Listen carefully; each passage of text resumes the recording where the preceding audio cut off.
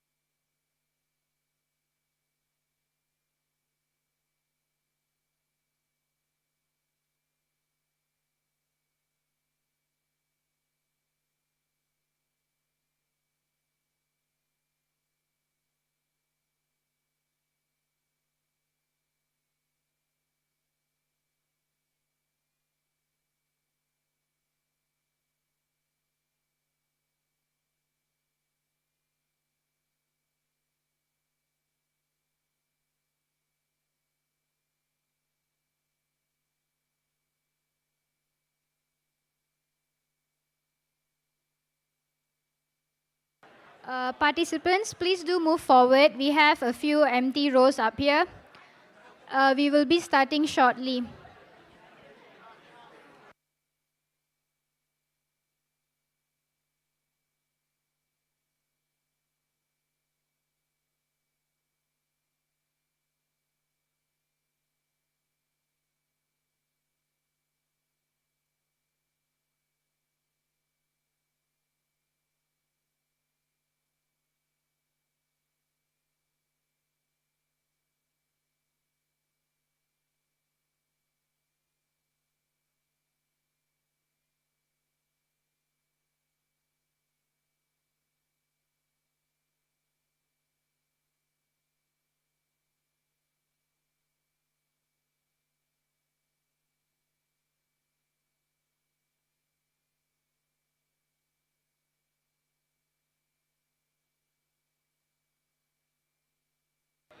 Participants, please be seated. For those who are still looking for your seat, please do come forward. We have a few empty seats in front.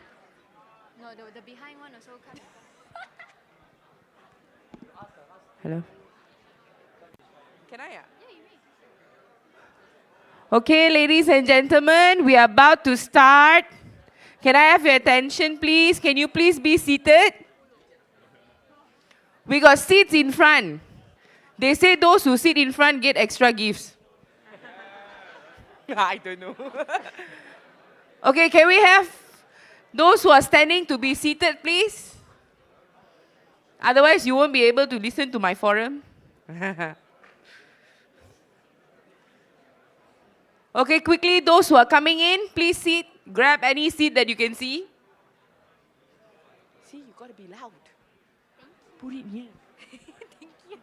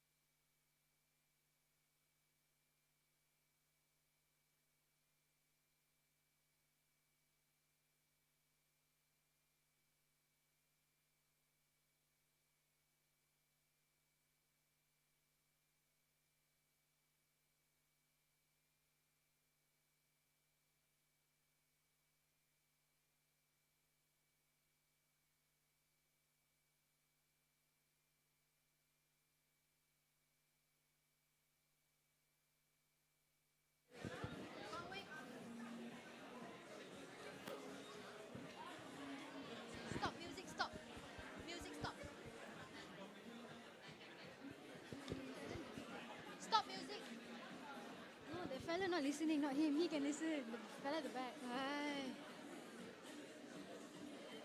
You right. Yeah, you tell them to sit down, then I start. Participants, please be seated. We will be starting soon.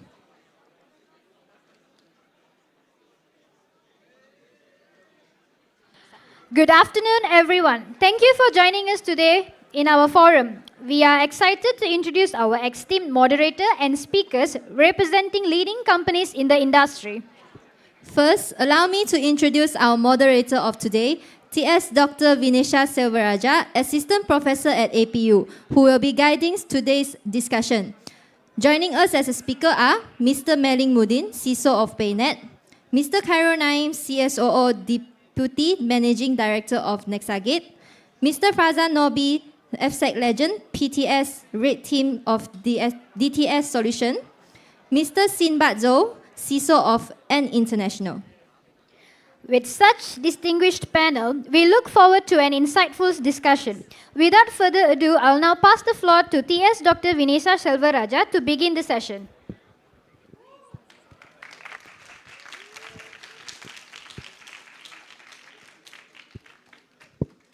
Okay. Are we all settled? All right. Good evening, everyone. How are you? Okay? I feel like from your faces, looks like you went for war. Hope you win, huh? Okay, so a very good evening. Welcome to the forum for today.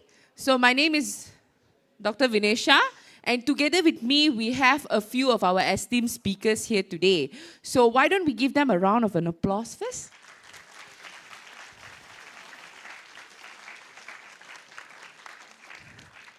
Okay, do you all have any idea what is the title of forum for today? You're seeing it, apparently you're seeing it on the slides, isn't it? Yeah. So securing digital transactions, we're going to talk about challenge and solution. But before we start, how many of us here do not do digital transactions? I said do not.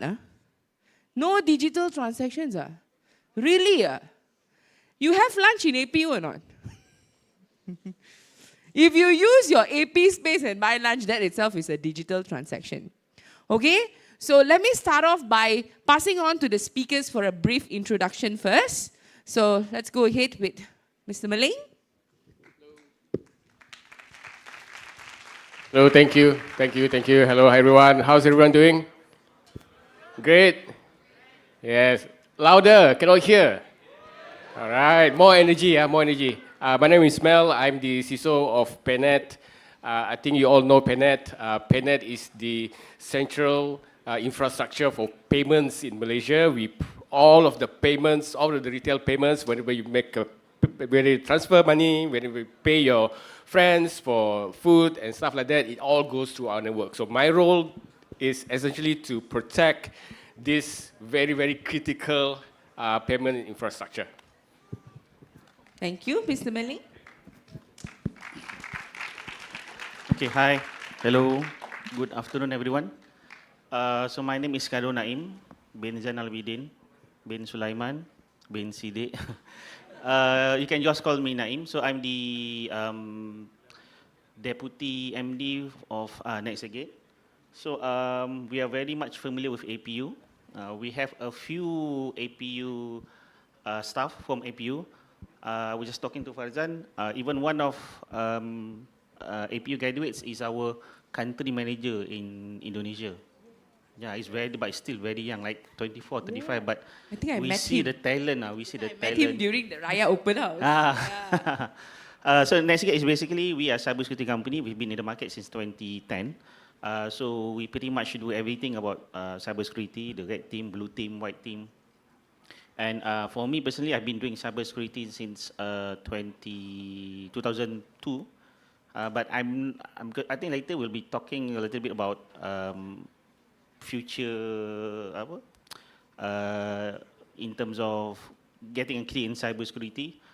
But I'm not a cybersecurity graduate. I'm not even an IT graduate.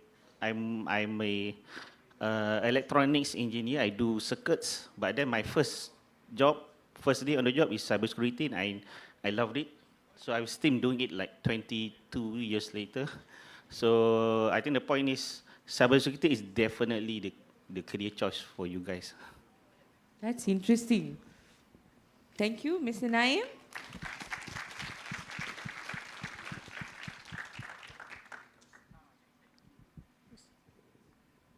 So, hi guys. I mean, all of you know me, or most of you know me here. Anyway, before I start, who all loves red teaming or penetration testing? Can I have a raise of hands? Okay, that's a lot. That's a lot. That's nice. Well, so my name is Farzan. I think most of you know me. I was the ex-president for FSEC SS, and now currently in Dubai doing pen testing for a variety of companies.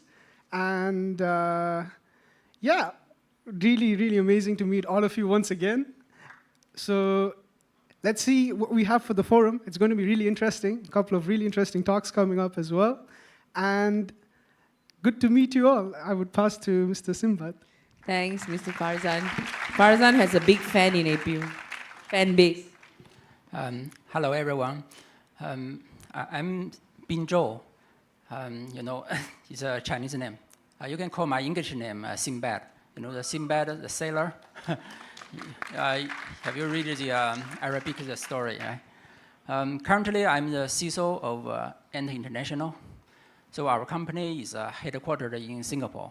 So we basically we are a technology-driven company. We provide digital payment and financial services to serve our global consumers and merchants. So my role as a CISO, the major responsibility is to ensure, the security of all our payment infrastructure, the applications, the systems, the data. That's very huge pressure. Because we operate globally. So in Malaysia, we just created a new operation center. So now we have several hundreds of people already here. So I flew from Singapore to here just yesterday. So I'm trying to have more discussion and to get to know more people here. I know for the younger generation of the cybersecurity warriors. So very nice have the opportunity to have more discussions here. Thank you. Thank you, Mr. Sinbad. Mr. Sinbad flew in today from Singapore for you. So you should make use of his time. Okay, so ladies and gentlemen, let me give you a context first before we start, okay? So we've got 4 very esteemed, very experienced gentlemen on the stage. So if you notice how all of them are all males, and I'm here representing the females. Okay, so let me start.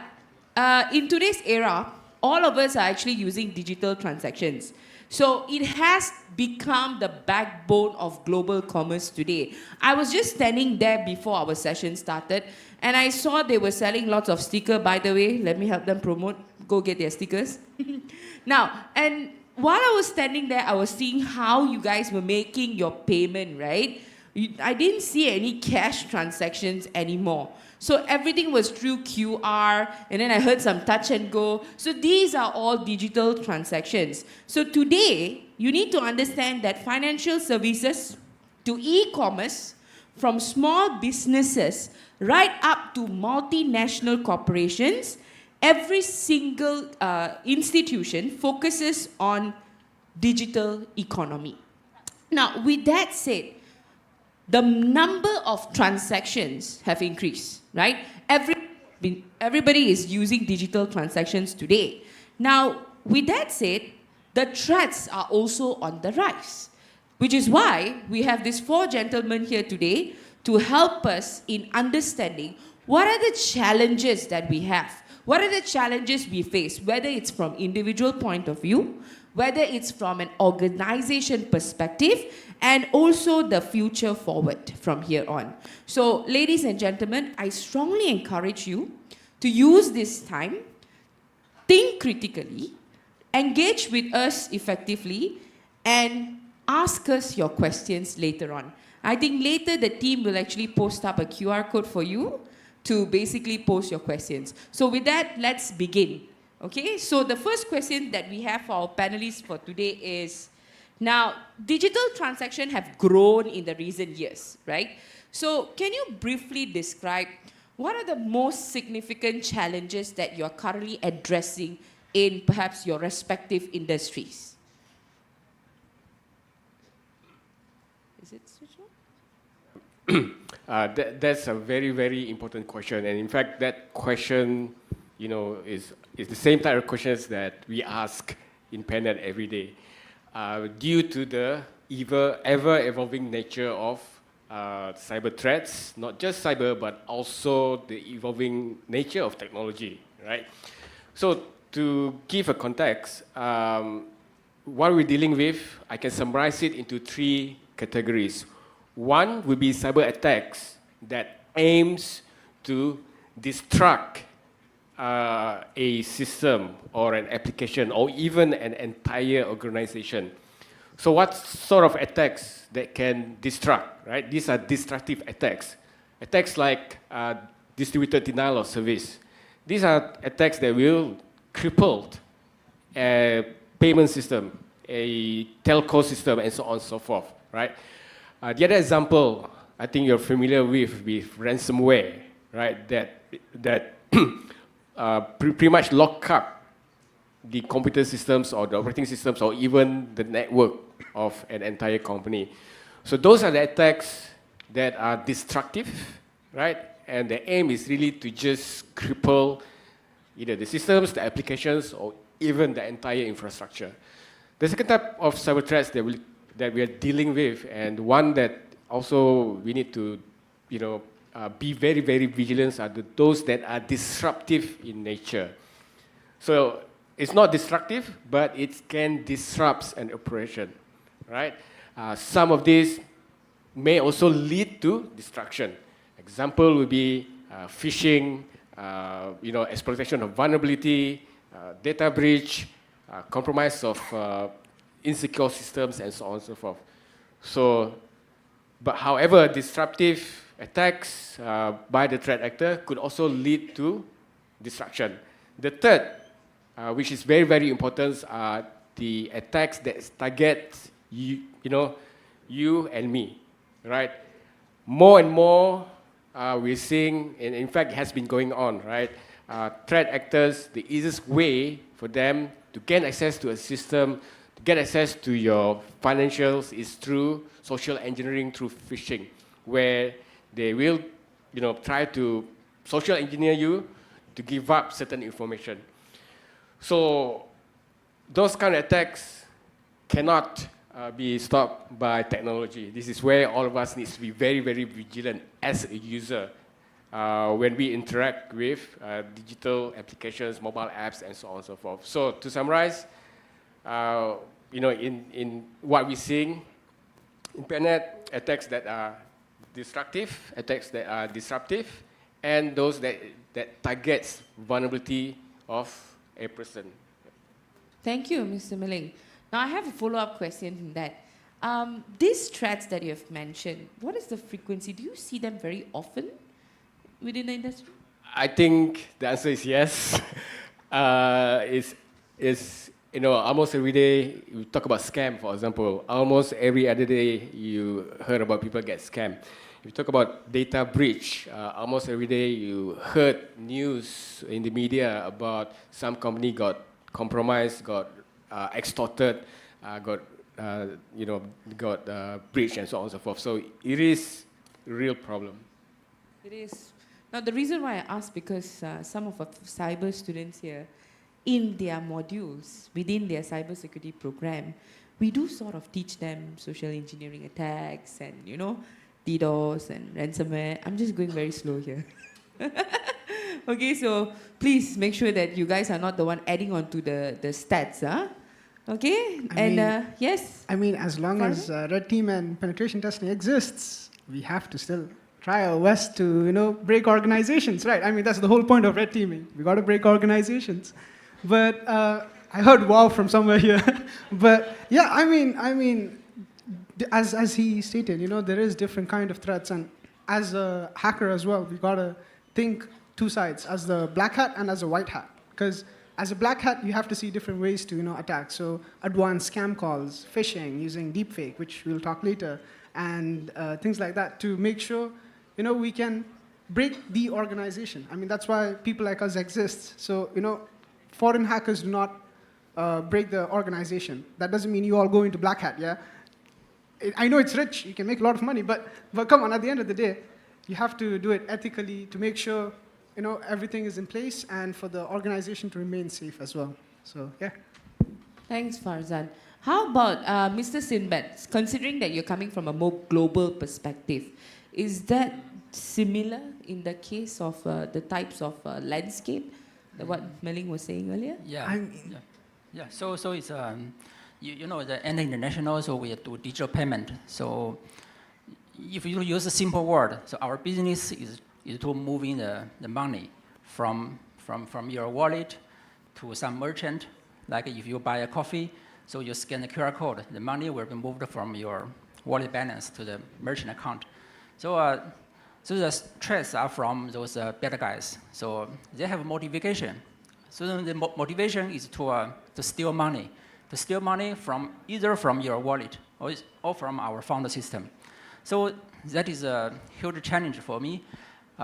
So we need to ensure so the infrastructure application so are designed securely and we can detect any anomalies in the system. So this is one of the threats is about, there's a motivation. So the financial gains. I think the second is some, like Mayor just shared, is some disruptive. So one involving stress I see is DDoS, so distributed denial of service. So globally, so this trend is evolving very fast. So at international, our infrastructure is globally. We have data centers in Singapore, in US, in Europe, so even in Southeast Asia, Vietnam, Indonesia. So we watch lots of large volume attacks to our infrastructure. So the data can even reach to more than 1,000 gigabit. It's like a T. So as a financial service provider, we need to leverage some infrastructure capability, like from the cloud infrastructure, so we can enhance our capability to ensure the availability of our system, to make the transaction can proceed smoothly. Okay, so that is the third, is I choose the DDoS as the, one of the most involving cyber attacks. Okay, the third challenge is about, data security and privacy.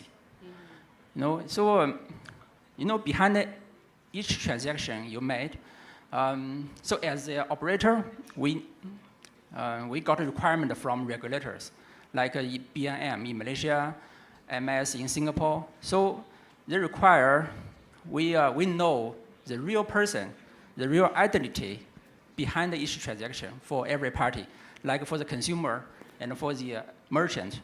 So we need to collect lots of personal information from users, from merchants, and sensitive data, like your email, your date of birth, your mobile number, and credit card data. So with lots of huge amount of data, how do we handle this data? So from the collecting, processing, and storage the data. So what kind of encryption we need to implement? So I know in the morning, so Mail asked one student about the AES encryption. So I think this is very fundamental. We need to encrypt the data, both in transition and at rest. But we cannot encrypt all the data. So we need to select what kind of sensitive information need to be encrypted. And it's not only about the technology. The challenge also comes from the laws. So the privacy, in Malaysia there's a PDPA, PDPC. So if there's any violation, there will be a violation of laws. So we need to put much efforts on the compliance. That's why we hire so many compliance specialists in Malaysia, because Malaysia is is a very open hub. So good English-speaking people and understand the global landscape. So this will to ensure the compliance with laws and regulations. Yeah, that's our challenges. Yeah. Yes, but Mr. Sibat, you were saying just now when we talk about encryption, right? So AES is important, correct? But then I can't seem to notice that you said that we can't encrypt all the information, correct? We have to be selective. I mean, is there a reason as to why we can't encrypt all the data? Why do we have to be selective per se? Maybe tech team is too lazy.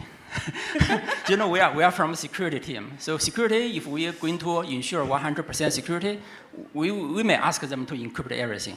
But there may cause some performance issue. And the data, there's a classification.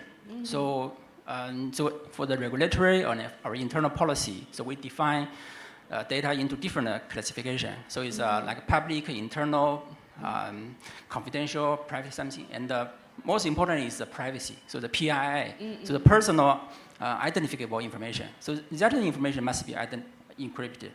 So all the other is a data time for the transaction. There's a data time and some maybe other information don't need to do that. I see. To add on what Mr. Sinbad said, it's actually true. Tech teams are usually really lazy. I mean, sysadmins especially. So, it's actually advantageous for us because, we can see which type of data is not being protected. And when you encrypt everything, at the end of the day, if we say like a system is broken and we send the report in, they're just going to be like, why? There are some clients I know, they would reach out to me and they're like, no, just make that high into medium. We can't fix this because too much money or a lot of money needs to go into patching and things like that. I mean, backside of it, it's just IT team do not want to do the job. They're just lazy.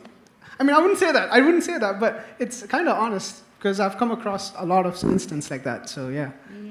I see. Let me use this opportunity to ask the crowd one question. Since we're talking about different types of exploits and this gentleman had mentioned that they do see such kind of attack on a daily basis. So I just want to ask the crowd, you can be honest in this. How many of you here have been fallen into any sort of scam or attack or exploits before, something related to digital transactions? Just show a raise of hands. We're not going to do anything. If you've been a victim before, raise your hands. Oh my goodness. I mean, that's a lot, but no, I mean, this is a good thing because that means the attacks are advanced enough to, even trick people like us. So, yeah. Yeah. So now the very fact I see that there are hands on almost every corner of the room shows that we're still not at a level of saturation where we can say we are safe, especially in digital transactions, right? So, Mr. Naim, this question is to you. The rest of them have mentioned DDoS, ransomware, phishing, and so on and so forth. In your opinion, what do you think are the latest attack vectors or threats? Is it similar or we are looking at a whole different trend forward? Okay, thanks, Doctor. Before I answer that question, I just like to highlight, I'm quite, I like how passionate he is. Harja. wait until you're 20 years in the industry. But I like the fire, I like the passion. Thank you. I think that's needs to be acknowledged. AP, you can do it. I think in terms of new attack vectors, right? I mean, if you ask me honestly, I think it's still the same. Okay. On organizational level, we still talk about ransomware. We still talk about DDoS. But I think in terms of more general context, I think it's still social engineering, it's still phishing. Like I think just yesterday, in my Facebook timeline, I know you guys don't use Facebook. This is our age. We use Facebook. Someone was sharing, it was a QR code. It was a donation drive for a mosque. Okay, they showed photos of how bad the situation was. I think it was after a flood. But then someone pointed out, hey, I checked. This QR code actually belongs to someone else, a personal account.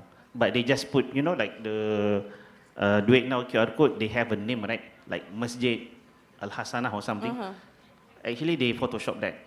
So actually, when people donated, I donate. They scanned the QR code, but actually it went to a personal account. So if those people did not really check, then they are just, because they, all these social engineering culprits, they rely or they try to manipulate your conscience, right?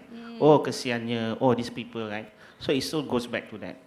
So they unknowingly they're actually donating to the hacker's account. This still goes back to all the man-in-the-middle attack, where they sometimes like I think one of the most common attack vectors is when you get an SMS and then you download something, right? Like I think there was kad kawin before this APK, and then even my friend, because I think what is required from this, you just as from this attacker, they just need to know how does the process work, the whole transaction, the whole process, the whole supply chain, and then they just need to manipulate that. My friend, she lost I think a few thousand ringgit from her bank account and also credit card because she wanted to find a because her mother is very ill, no one could cook for her, so she was looking at Facebook again. It was a sponsored ad. Okay, she clicked the ad, and then she got a WhatsApp number. She communicated with this person. Okay, what is the menu that you have? Oh, we can cook. Oh, this is our daily menu. This is was like a normal transaction, and she only paid like a few hundred ringgit for that. But then, but for delivery, you need to download our app. Yeah. So that's why it happened. So when she downloaded the app, it looked like a Shopee or Lazada kind of app. And then when she keyed in her credit card information, so that's where she got compromised. That's a very similar case I've been seeing in the last 2-3 years as well. You know, this cleaning app that pops out on Facebook. And recently, I think one of my students, the mother, also became a victim. But it was not a cleaning agency app, it was pet grooming, where they come to your house and then they groom your pet, 2 pets for 40 ringgit. And she did the same thing and she actually lost 70,000 ringgit from her bank.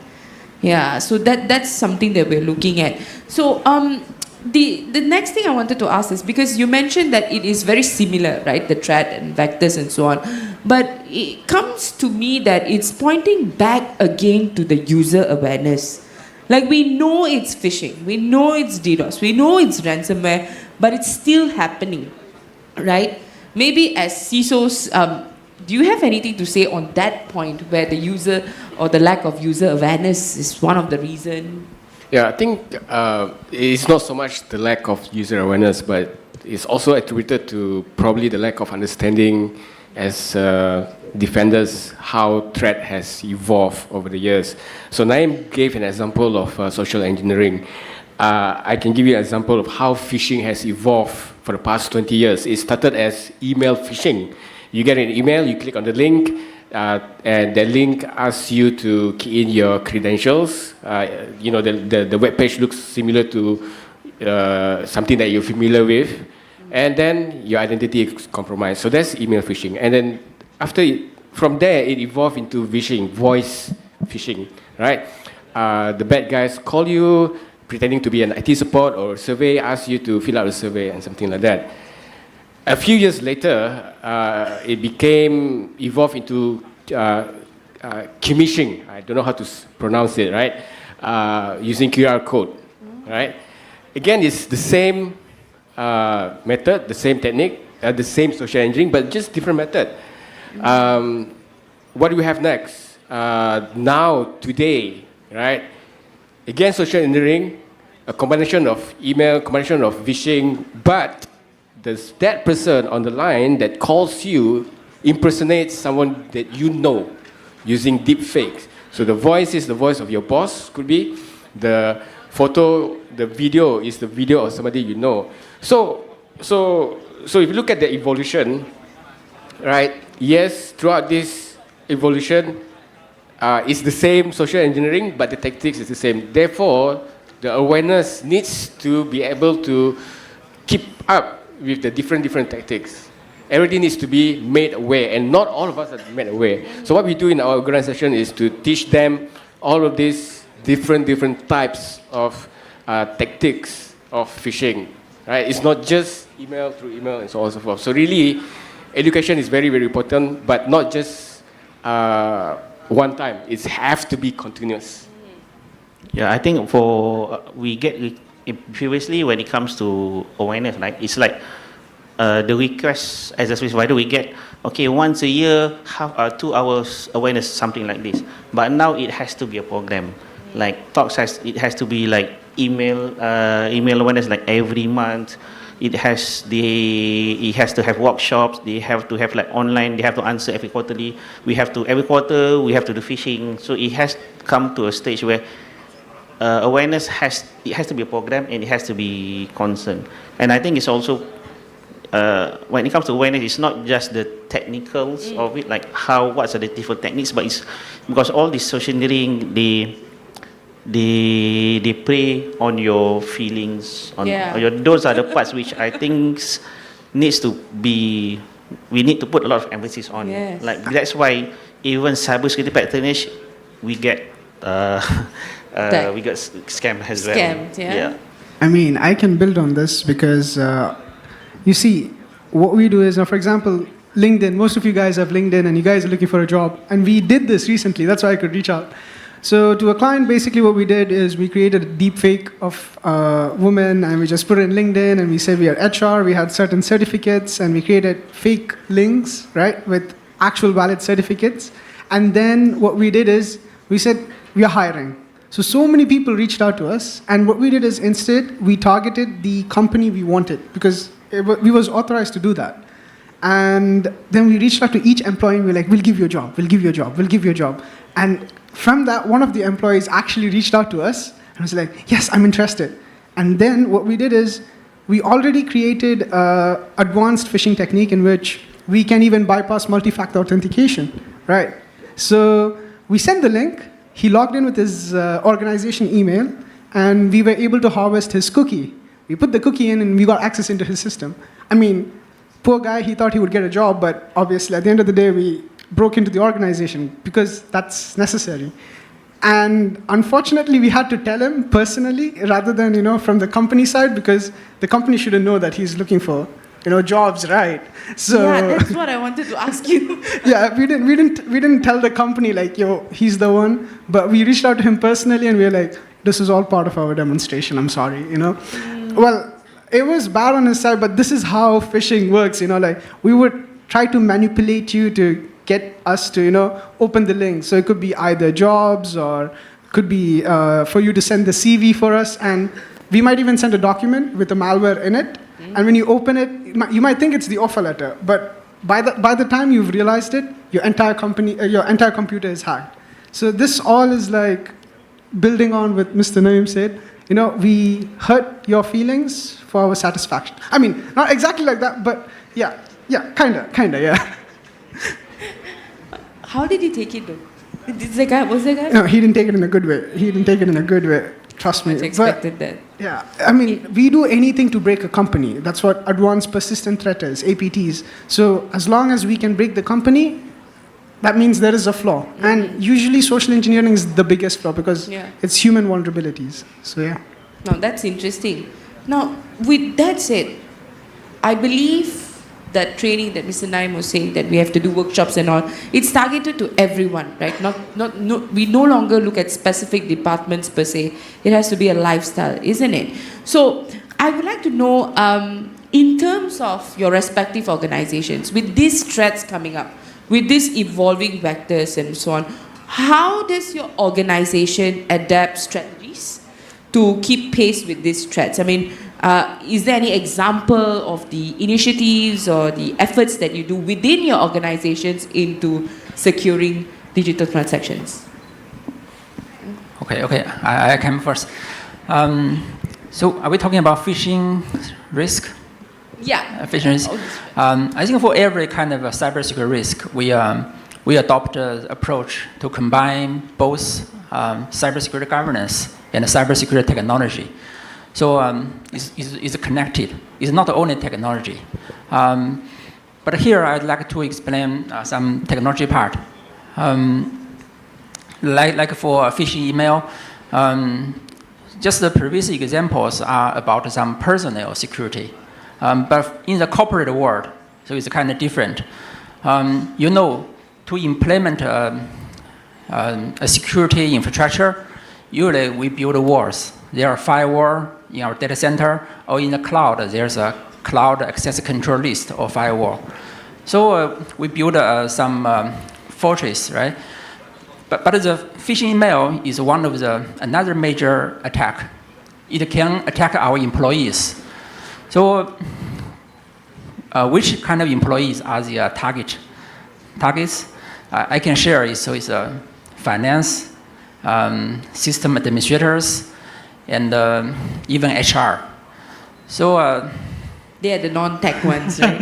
yeah. So HR, they can receive some malicious PDF resume.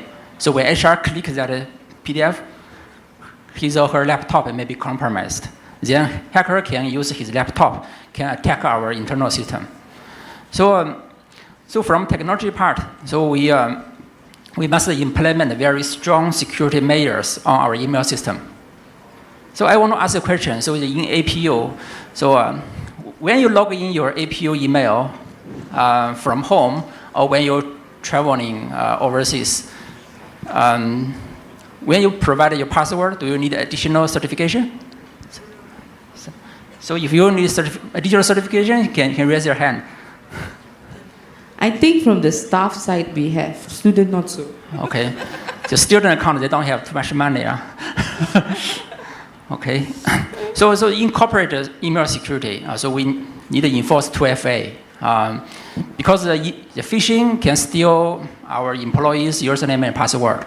So when a hacker log in from West Africa, from somewhere, we notice. So there will be a 2FA. And as a security team, we also customer our detection policies. So for the email, we will collect some critical metadata to make a decision whether this email is possible a phishing email. So we have complicated rules. So if we make a decision is potentially a phishing email, at the back end, we will automatically move that email into the junk box, spam folder. So at the meanwhile, we will send the user a message telling him, we just move a message to your spam folder. We consider maybe it's a potential phishing email. And if you need to check it, you can check it in the spam folder. But there are still people they are going to click. You know, we always check the spam folder. Maybe there are some still important emails, but we give them some early warning. Okay, so that's the technology part. So for the governance, you know, I think every organization runs the phishing simulation testing. So we did that every month. We do that every month. So we set a KPI for the click rate. So if some certain department, the click rate is very high, and we will report to the senior management. And sure, so everyone that clicks the phishing email link, they will be asked to take an exam again. So I think as you like take exam, you had to exam. But when you join the company, you still have lots of chance to take examination. Yeah. Yeah. Thanks. Okay, that's all. Yeah. So I just want to add on to what Sinbad has shared, right? I think what he has shared is how we deal with non-threats, with non-impact. For example, malware, ransomware, APT groups, supply chain attack.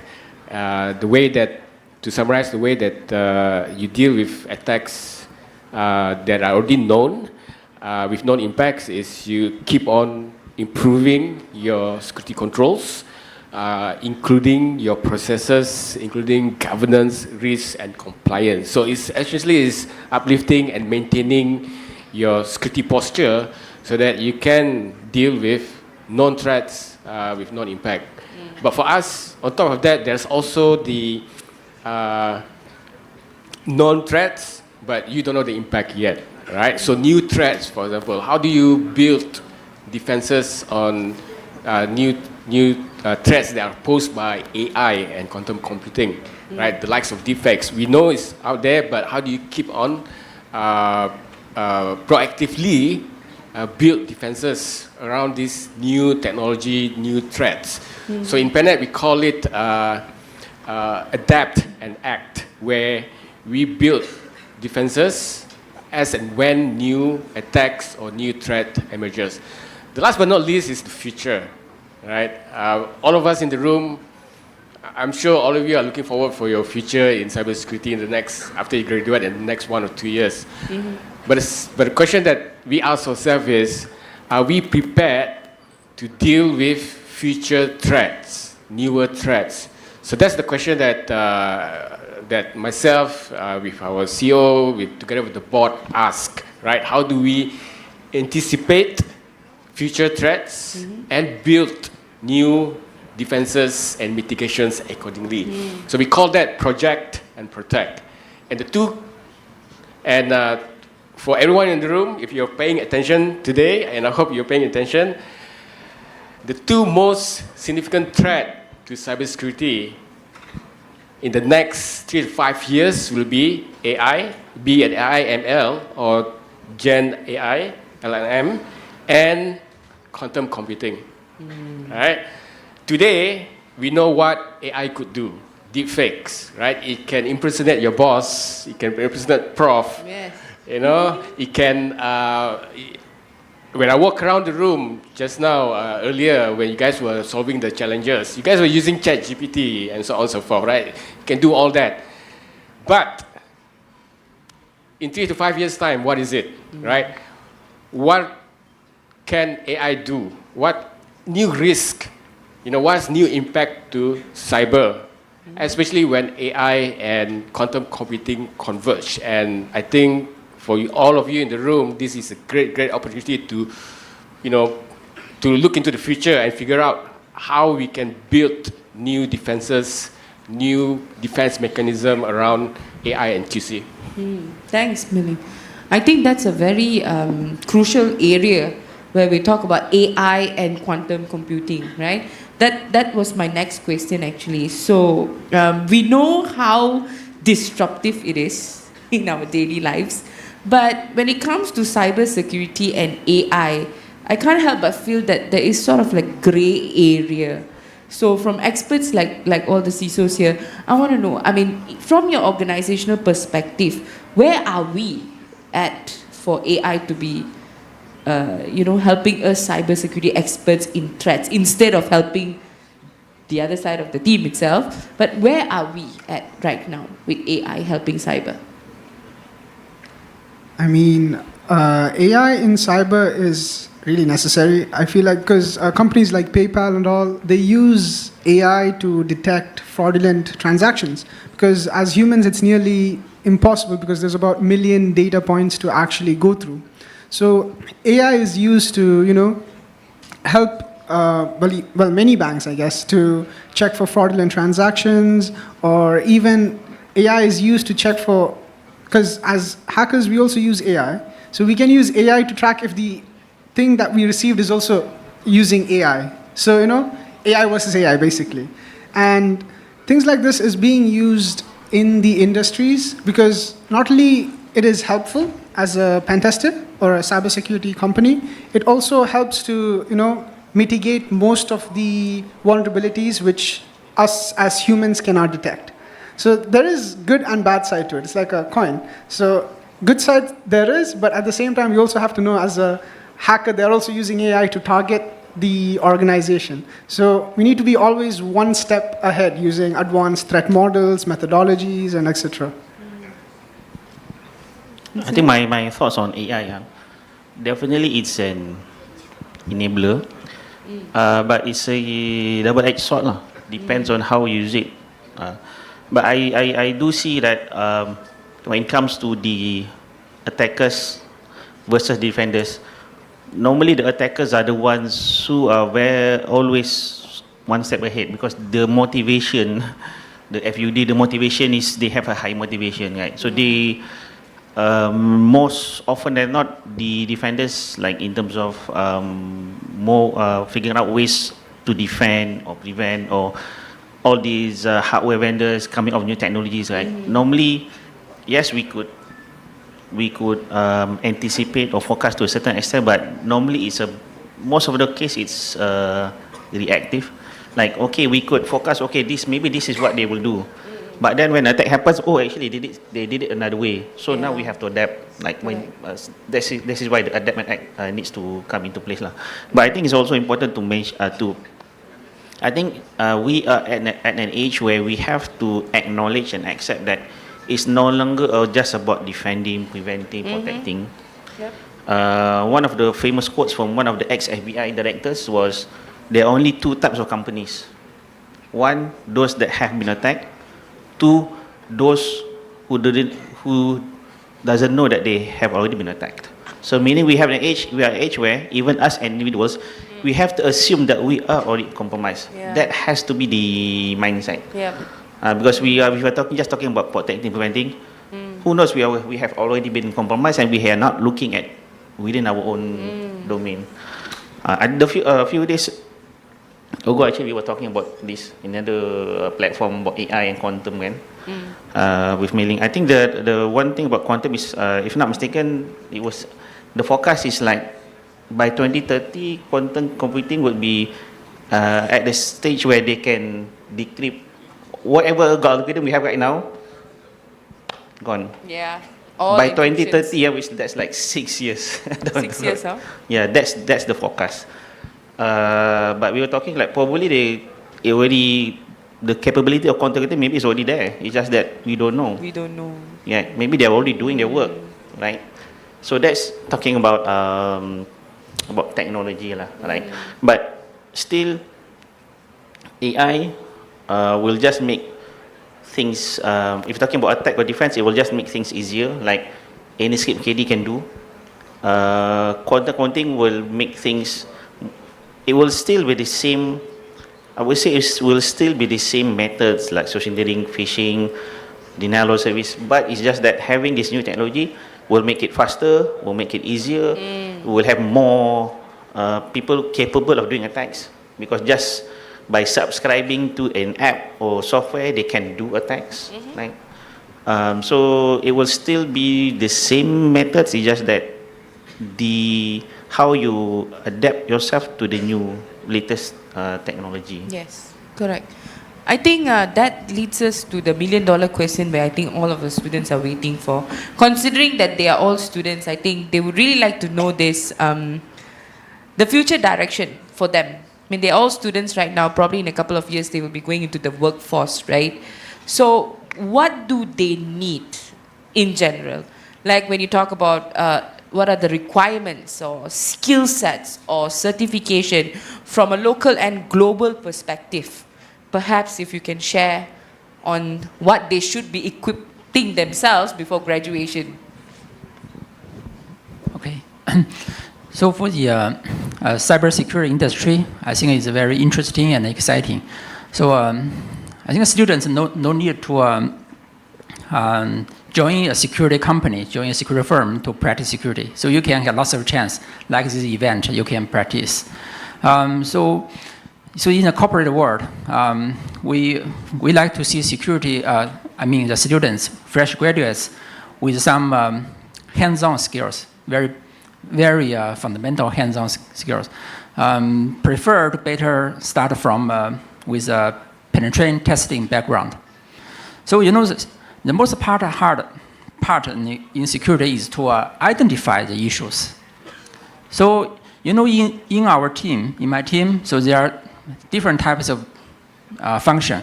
So one function is to identify issue. Another function is to remediate the issue. So one team, they don't like to do other team's job. So some people is like to identify issue. They like to break rules, to find a new vulnerability, to testing any our new product and solutions. So you just need some, the innovation, and we don't really look into the background of those students or of those candidates. So we just look how many CTF games or the other the hacking events. The white hat or the ranking in the bug bounty platform. So in the US there are several bug bounty platforms, and in Asia there are several. We check the ranking, how many vulnerabilities you have submitted, what are the ranking there, and are you focusing on the hardware or focusing on the application and software? So it's kind of different. So the certificate, I think, is something, is not a must-have item. But if you have a certificate in your resume, I think our HR team, they are here. They will be very happy. You will have higher chance to get them. They will pass the CV to the higher manager. So it's not a must-have, but better you have. Okay. As for the certification, you know this is not easy. That means you have to proactively try to learn something new. You need devote your time to learn new things, and also it demonstrates some characteristics of a person who is self-discipline, time management, and aspiration for success.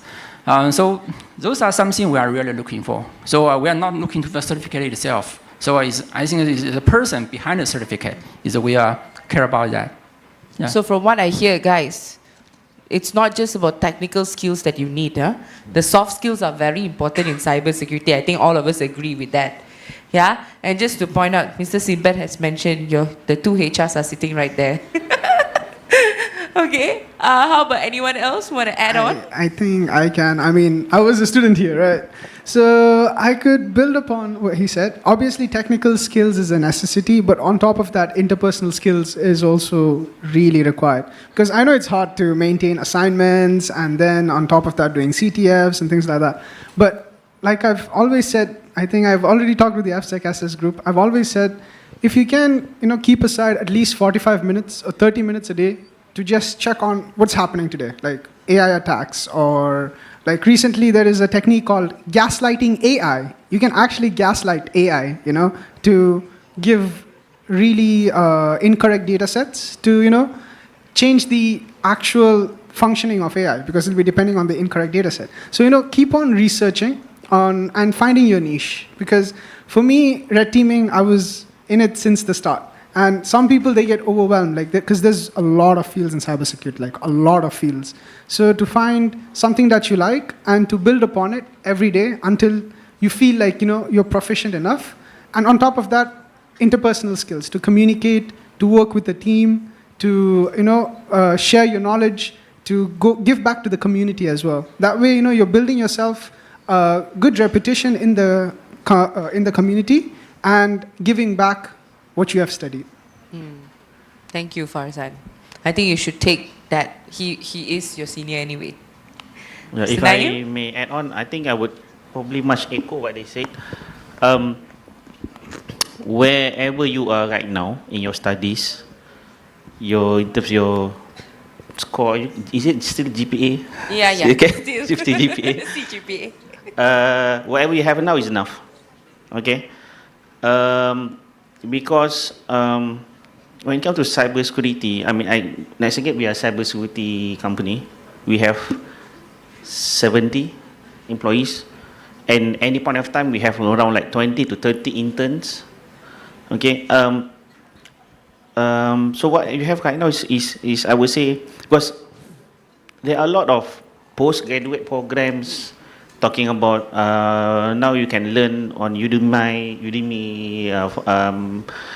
You can go for all those trainings and get all those certificates, right?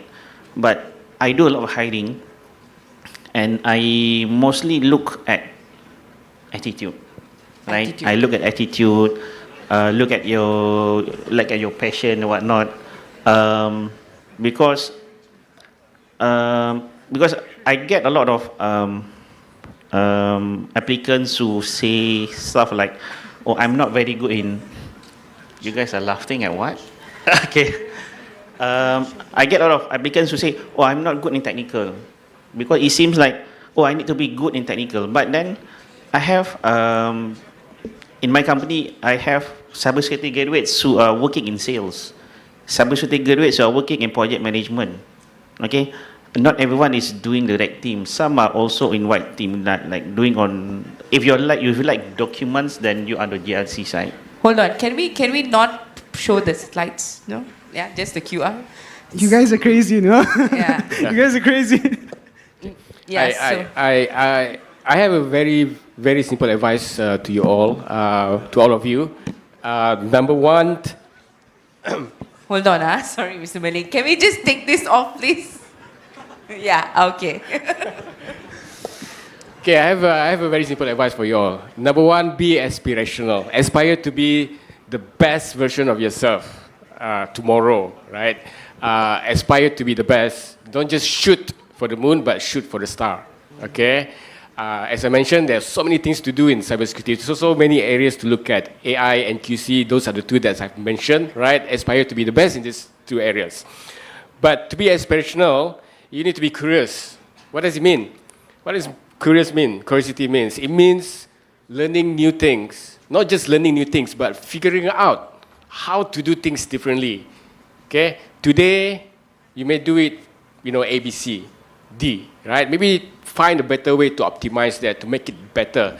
I saw some of you are still using, point and click manual when you do your challenges, right?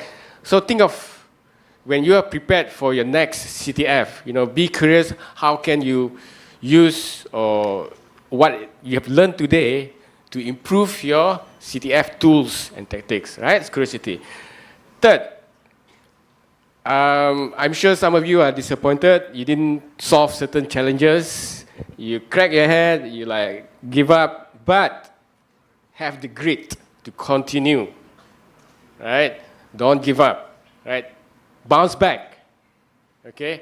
And last but not least, as cybersecurity professionals, have a strong integrity. Don't go to the dark side, okay? So, simple piece of advice, aspirational, curiosity, grit, integrity. Thank you, Mr. Milling. I think that is a very good advice. From all the panels, I think when we sum it up, what I can see is that you need skills, you need certifications, you need skills beyond your degree, you need to have passion, you need to have attitude, and of course, I think Mr. Milling wrapped it up, you need aspiration, you need curiosity, you need the grit, and you need integrity, right? So thank you very much. I think we can take questions. I feel like One? it's best to pick the questions. Yeah, we'll pick one questions. We sort of saw your questions. Yeah. No personal questions. Personal question to Farzan can be directed to him directly. Okay, let's take one questions, right? And one question, and then we will just wrap it up.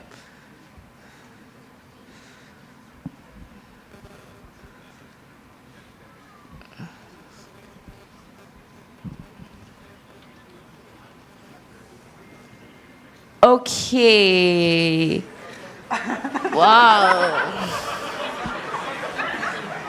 My God. I feel like one of the technical team can pick the questions, if it's possible, Yeah, I think so, because some of it I think we covered in our discussion. I think Maybe I can take the salary lah. What's the salary like? I think they will be very curious to know this. The good pay. estimation. Really good pay. Yeah, Really good pay. the estimation or the expectation, because for many of the students, yeah, with all the courage, curiosity, all this passion, I mean, we cannot deny that money is also very important today. But as a guide for fresh graduate, when they come out with their bachelor's degree and their, let's say they have some sort of skill certification, how would they expect to move forward with, say, being paid? If you ask me, don't be picky choosy in your first job.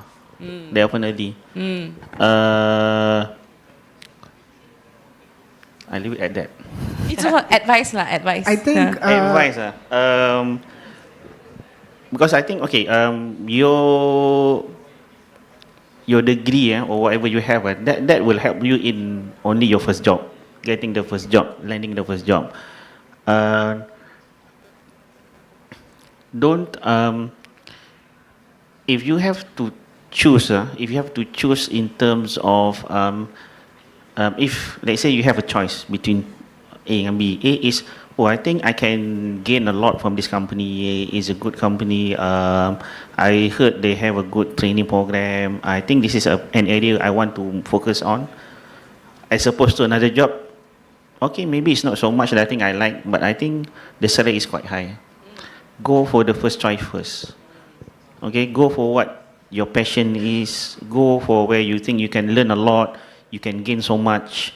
Because when you talk about salary, right, that can come, there are many ways that you can find out later. You can even do something on the side. For example, you can do like bug bounty, right? Yep. If you're just looking for that.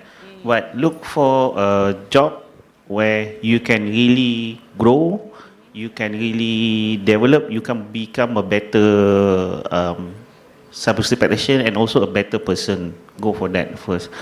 I mean, you guys are very still young. You have so much years ahead to find money.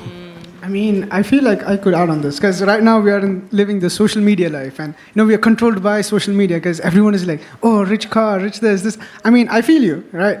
But as the first job, I would always suggest to go for something that gives you all the experience, because experience is a necessity. Because once you, like, money is there, right? But as you gain experience, eventually the money will come through. To be honest, this is how it goes. Do not get molded by society, like social media, telling that your 9-to-5 job is bad. I mean, it is good when you have that positive attitude and when you have that passion to grow for who you are as a person for cybersecurity. And once you have that, you will reach where you need to be, and the money will come through, and you'll have a good time. Because passion is what keeps you going. If you do not have the passion for it, when there is resistance, you would dial down, because that's what usually happens. But when you have passion, even if you're pushed down, you will try to come back up because you have the passion to go for it, So be passionate in what you do and try to gain as much experience as possible in your first job or any job you select, because experience is highly necessary.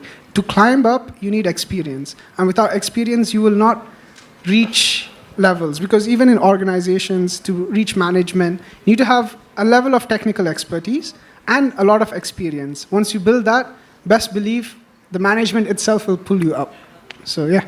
Okay, I'll give some practical advice for those that are looking for a job. When you go for interview, number one, ask what's the basic salary is like, right? I can't tell you what's the basic starting salary for fresh grad in the market, but I think it's anywhere between 3 to 5K, right? So ask the prospective employer what's the basic salary is. Secondly, ask benefits. There's also benefits that's given by your prospective employers. It could be allowance, right? It could be medical insurance. Those are quite standard. So do ask for that, any other benefits. And because some of these benefits may be, different from company to company. The other thing that you might want to check is, how much they're paying for contributing for EPF, Employees Provident Fund, for example.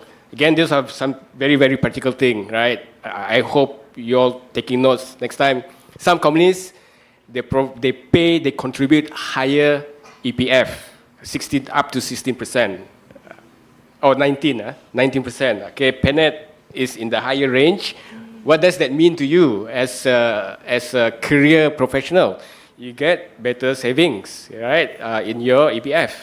Okay, more contribution to EPF means better, more money lah when you retire.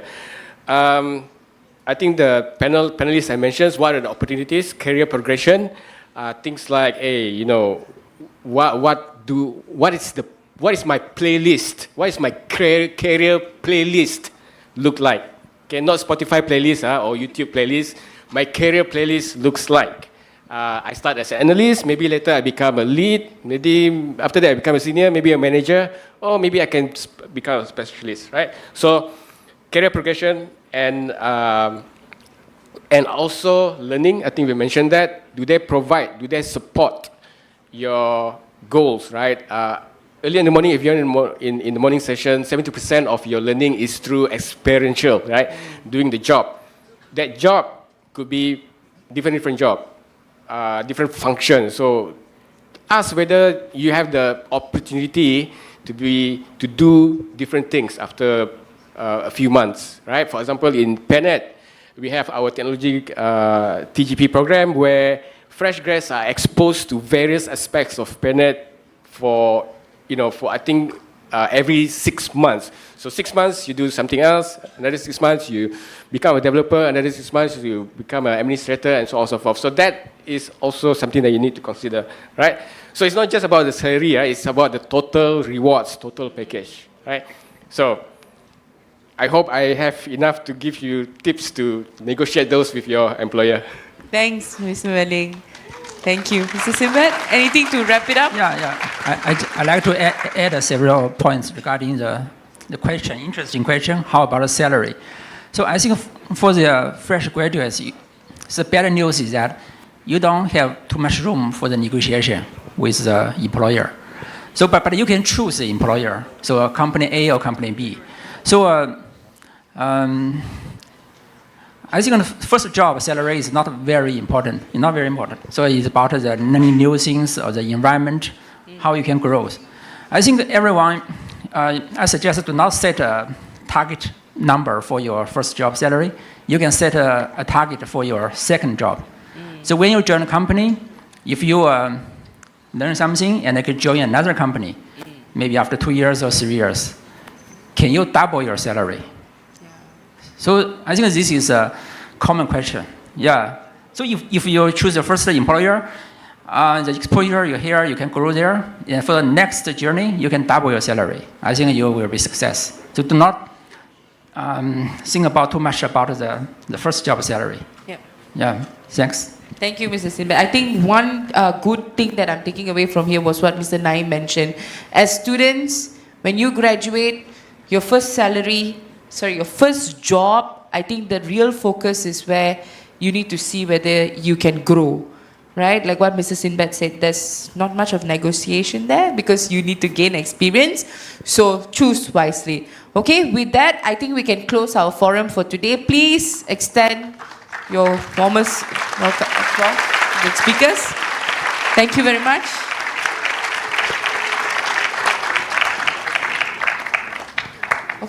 Okay, passing. Thank you to our moderator and all of our speakers for such an engaging discussion. We appreciate the time and valuable insights you have shared with us today.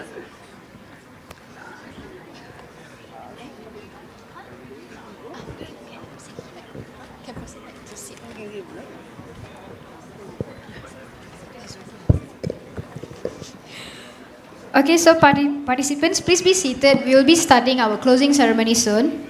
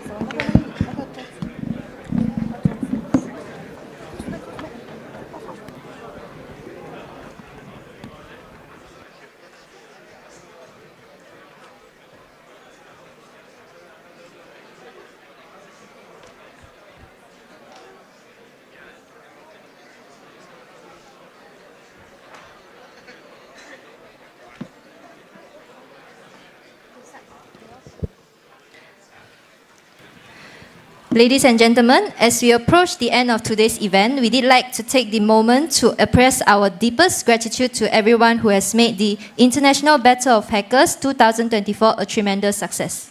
Yes, it has truly been an incredible journey, filled with innovation, collaboration, and creativity.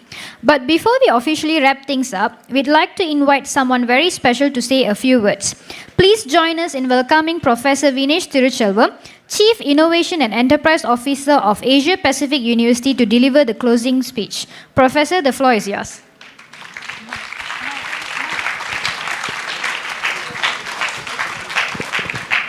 Everyone had fun today? Are you sure? I can't hear you. Okay, so when I said fun, there is one key word that the panel missed out. In your first job and in any job, if you do not have fun, you cannot excel, right? So if you are in this space of cybersecurity, make sure you have fun, yeah? And I think today you had a lot of fun, as you just said, and you had fun for the following reasons. The people that were behind putting this together, and that starts with the School of Technology headed by Dr. Tang, Cafe. Yeah, give him a...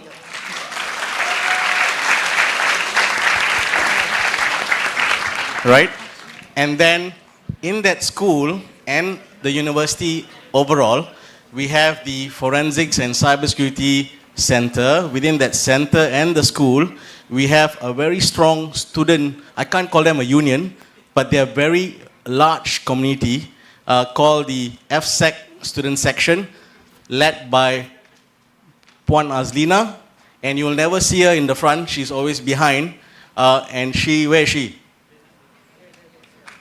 You must give her a big round of applause. Obviously, she doesn't work alone. She's got all these very tough people around her, but there's a number of them, and they all sit in the School of Technology, yeah? But you know what?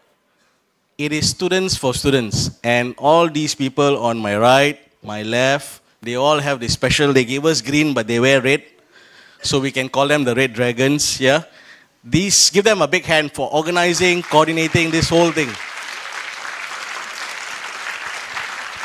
You know, some of them already graduated. Some of them did not go to the Philippines for another program. They stayed back. Yeah, he's standing there. Yeah, and they showed dedication. And fun and dedication will get you to the place you want to get to. Yeah. Now, the student section started in 2016, so we are roughly close to a decade old. And the BOH is now how many years? 16 as well. Close to 10 years as well. And every year we bring the community together. We started internally, we went across to other universities in Malaysia, we went broader in Malaysia, and today we have a lot of universities from abroad taking part. And give a round of applause for the entire community that has come together today.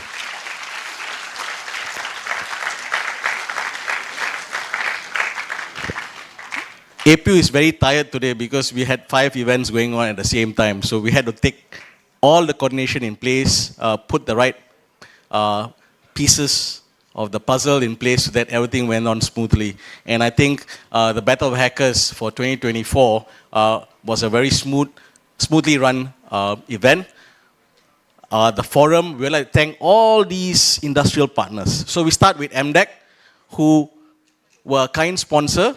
Yeah. Unfortunately, they don't have a representative on this day. But PayNet has got a vast list of people who are here. Thank you, PayNet. Nexagate, another very kind partner.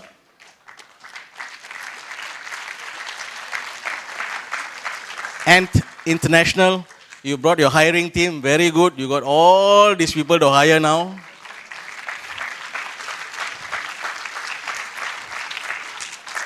Money Lion, I hope they give us some money after this. Money Lion was here as well.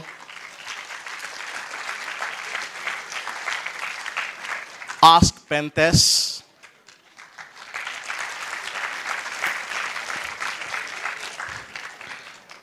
NDH40S, is that how I say it?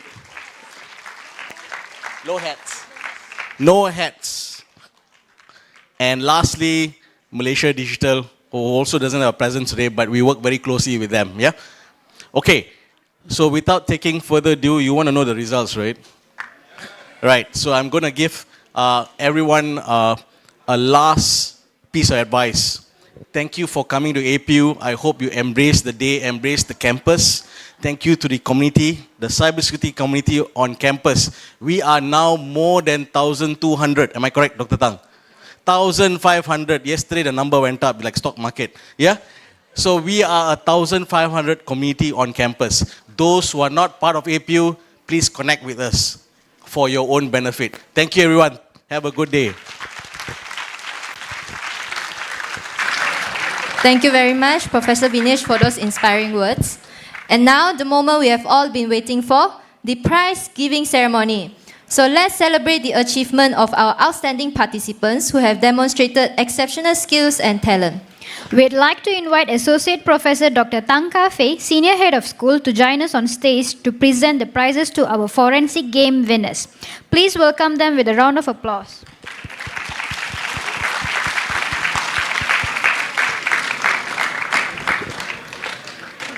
So the fifth place winners goes to Team Professor. Congratulations.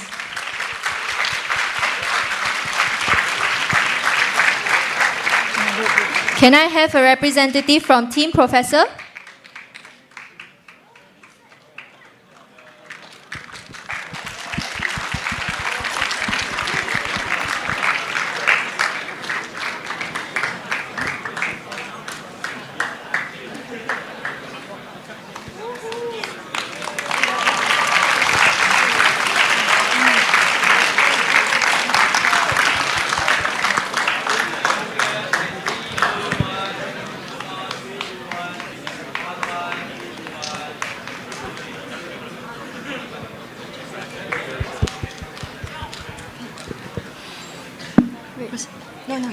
Following, the fourth place winner is Team Earn Money. Congratulations, Earn Money.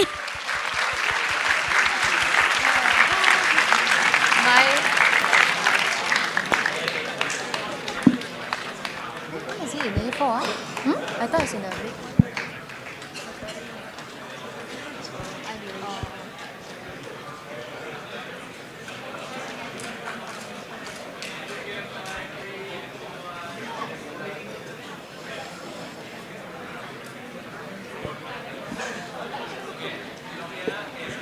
She's shaking the leg. Yeah. She's so excited. I think next is you, right? Yeah. Next, let us congratulate to Team Tomato Fried Them on securing the second runner-up place in our Forensic Game 2024.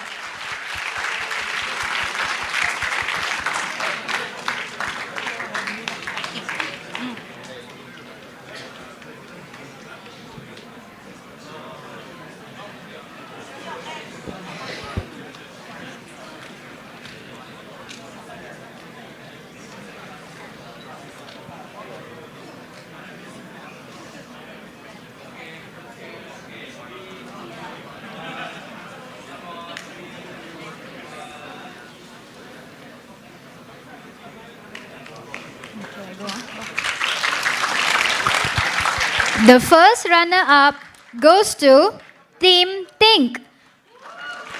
Congratulations, Team Think.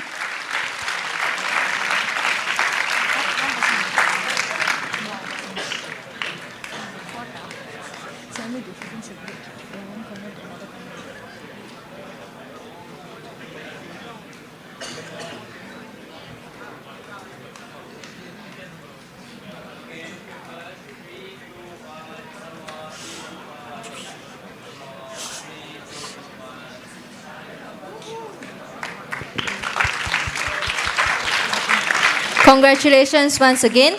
Finally, our champion for the Forensic Game 2024 is Team 4 and 6. Congratulations, Team 4 and 6.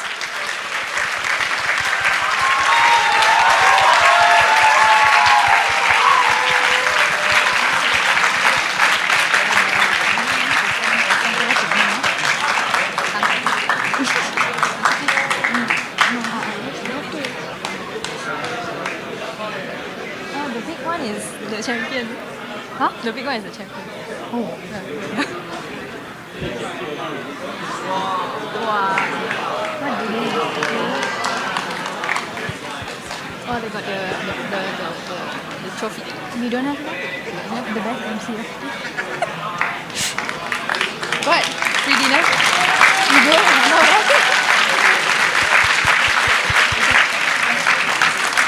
Thank you, Associate Professor Dr. Tang Ka-fei.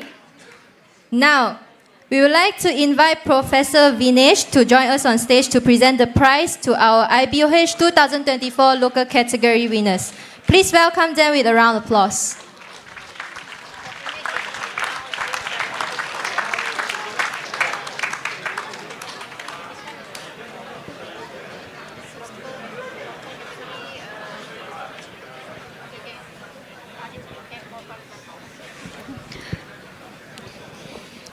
Okay, since Professor Vinesh is not around, we would like to invite one of our legends, Farzan Nobi, to give away the prizes for local category.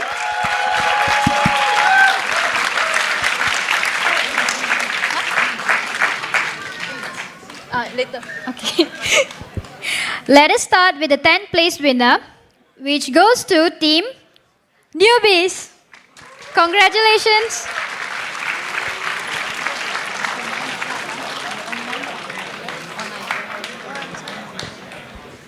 Team Newbies, can we have you here up on stage?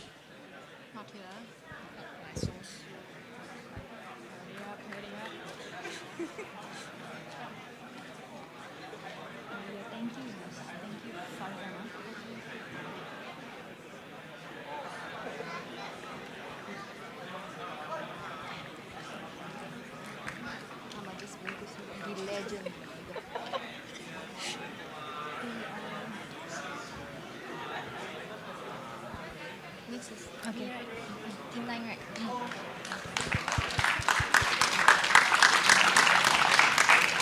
Next, the 9th place winner goes to Team Control Shift C. Congratulations, Team Control Shift C. Unfortunately, this team is joining us online, but they are not here in this ceremony. Oh, they're here. Oh, okay. Can I have representative from Team Control Shift C? Okay, something happened.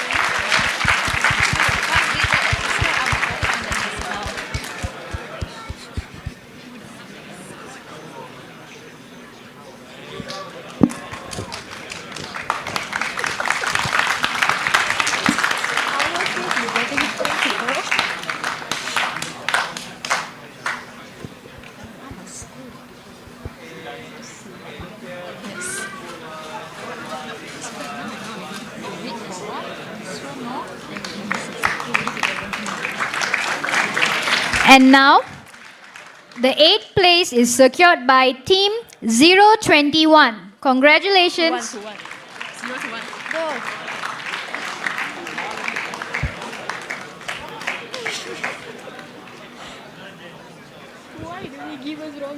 Do we have representative from Team 021? Yeah, please join us on stage.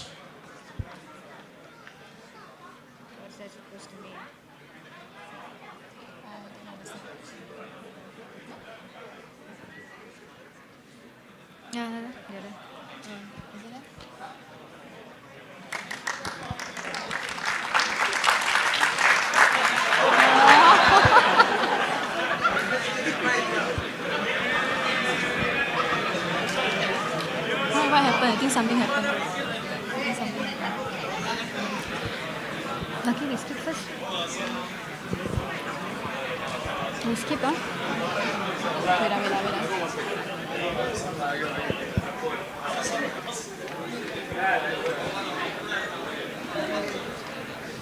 The video calling.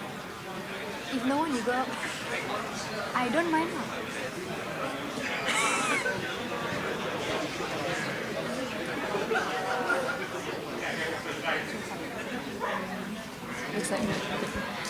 Looks like we are facing some technical issues.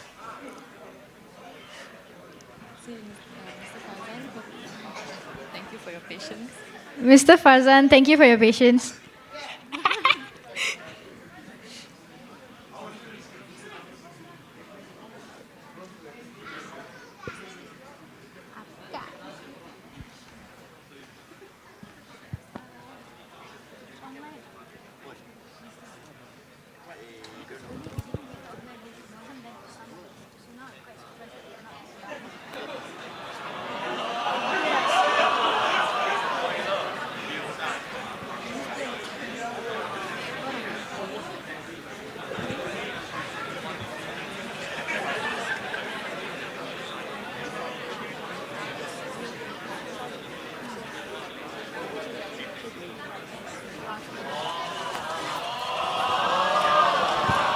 Turns out we have a same similar name.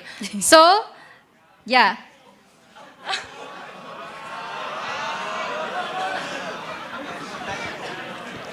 Okay, so the final is Team 0221. Congratulations.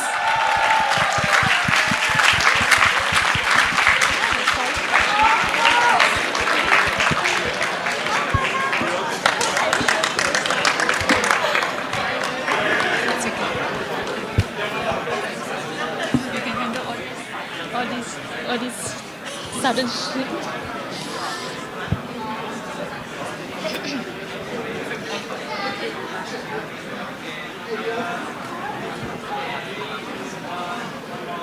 Next is yours, huh?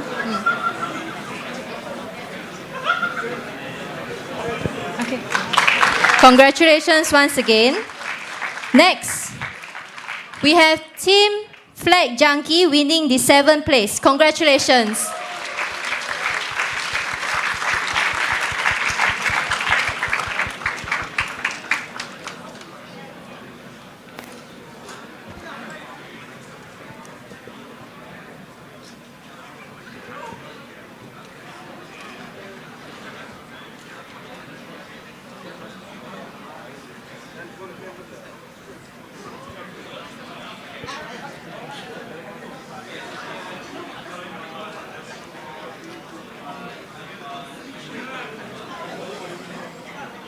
Congratulations to Team Flag Junkie. And now for the 6th place, we have Team GPT 1101. Congratulations.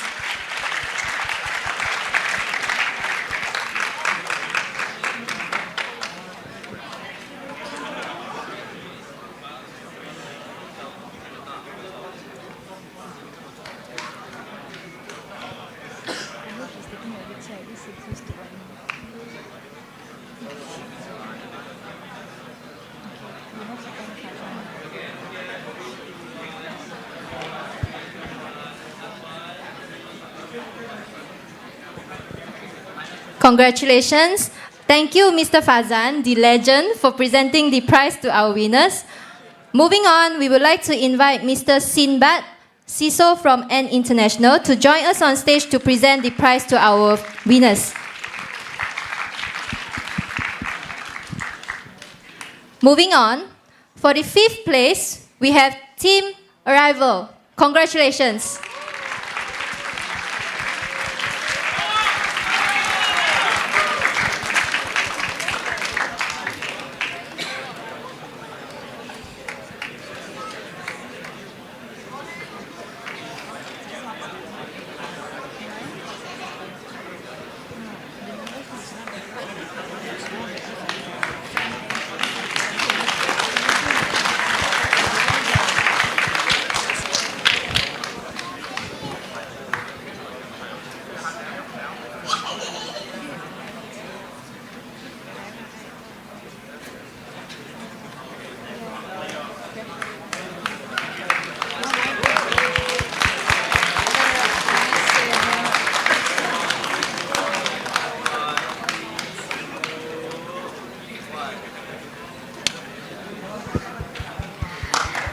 Congratulations, Team Arrival. And now, let us congratulate Team Fresh Hasher for winning the 4th place. Congratulations.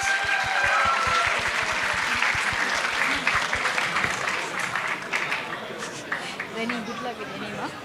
Boom.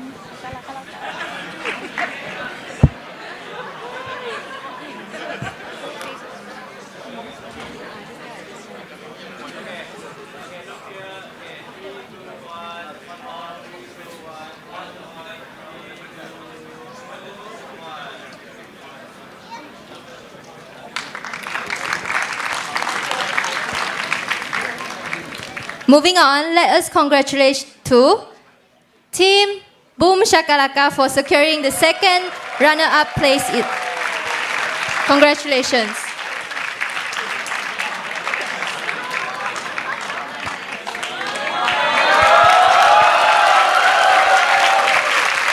They are joining us online. So let's have a photo session together.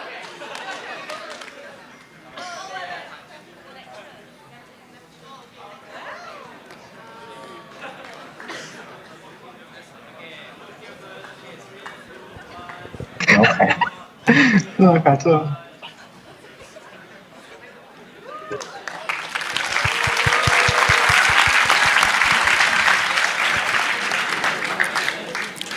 The first runner-up winner of the IBOH 2024 local category is Team Kena Paksa Lagi. Congratulations, Team Kena Paksa Lagi.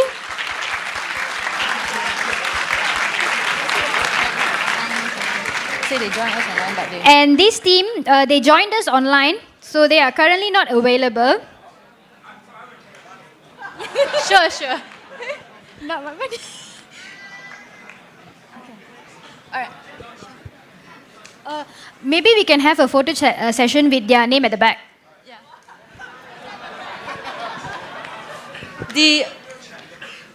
Yeah, sure.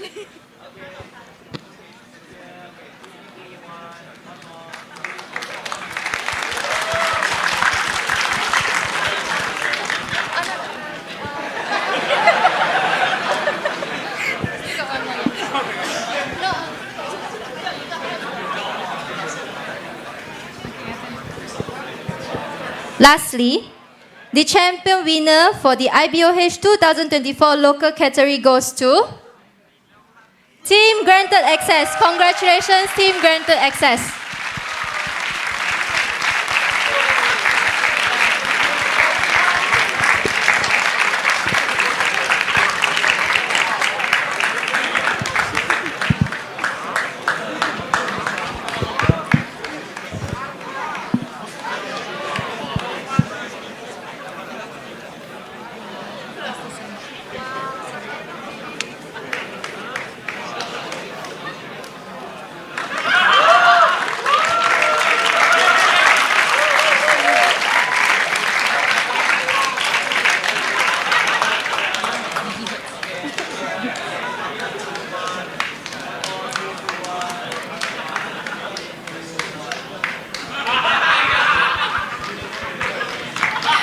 Congratulations, Team Granted Access. Thank you very much, Mr. Sinbad.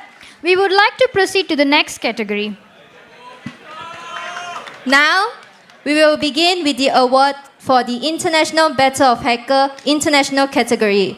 Let us now invite Mr. Khairul Naim, CSOO Deputy Managing Director of Nexagate, to join us on stage to present the prizes.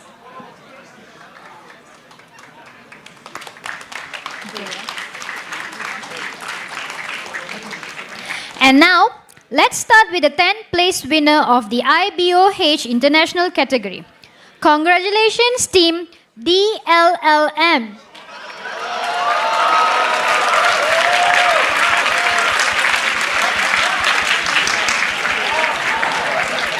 Can we have the representative from DLLM up here?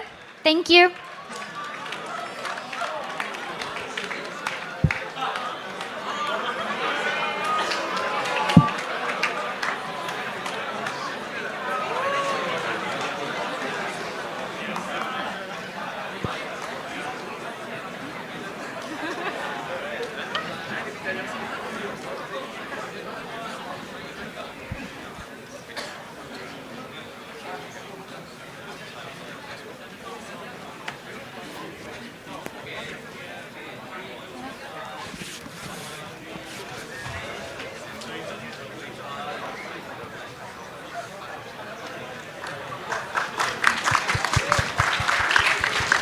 Next, we have Team Tarpu securing the 9th place in the IBOH International category.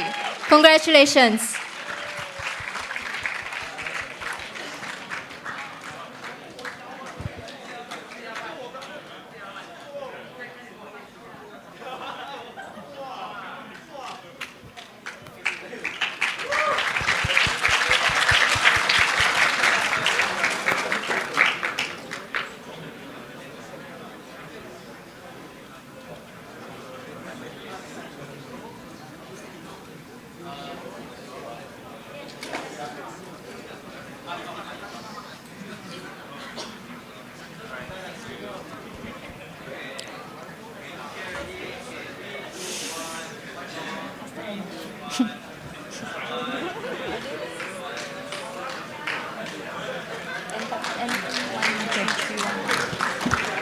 Moving on.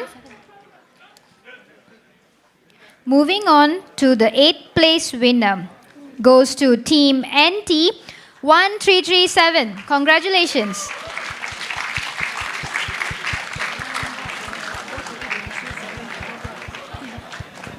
Do we have a representative from Team NT1337?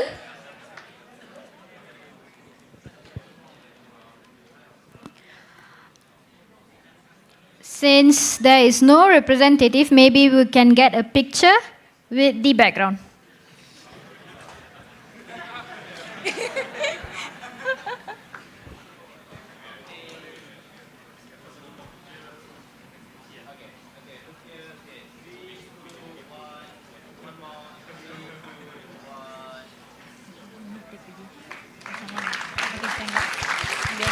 Congratulations to the anonymous.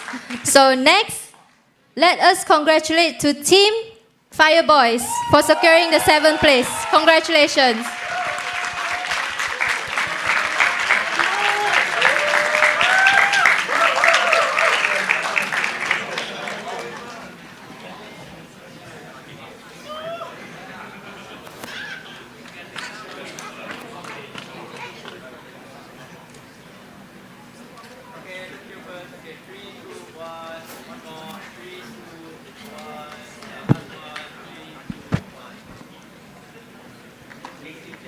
Moving on.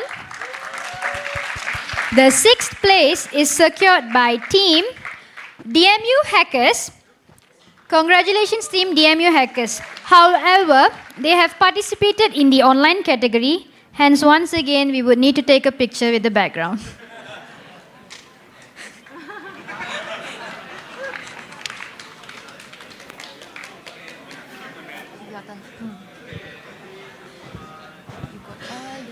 What's his name? What's his name? What's his name? What's his name?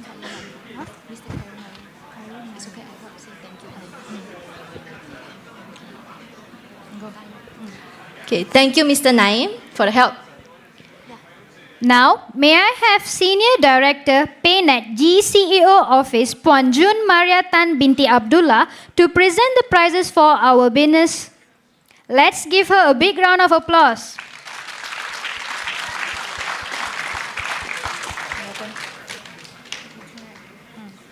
For our 5th place, we have Team Deriser. Congratulations, Team Deriser.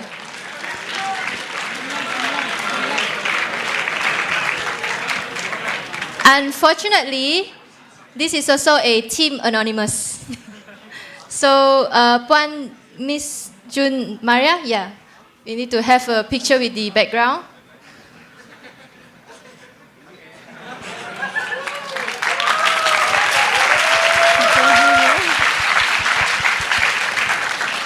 Once again, congratulations to another anonymous team. Moving on. For the 4th place, we have Team Antoine Fermier. Can we have you guys here up on stage?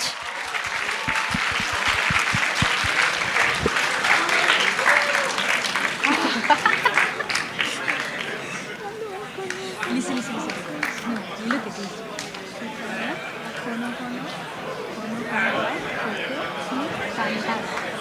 See, I memorized the name.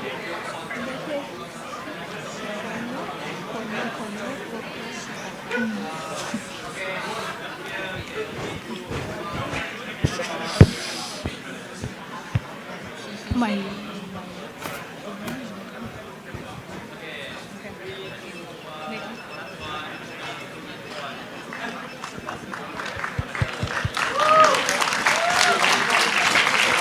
Congratulations once again. So now, congratulations to Team Shi Kano Kono Kono Koko Shi Tan Tan for securing the 2nd runner-up place.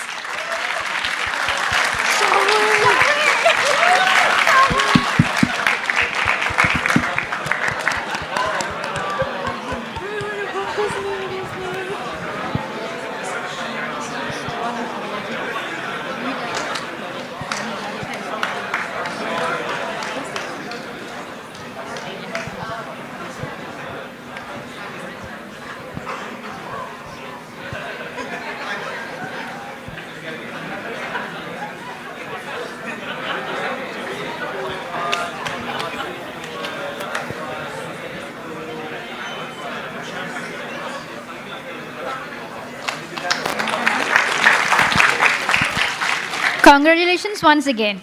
Following up, we have the first runner-up winner, which is Team 3GP.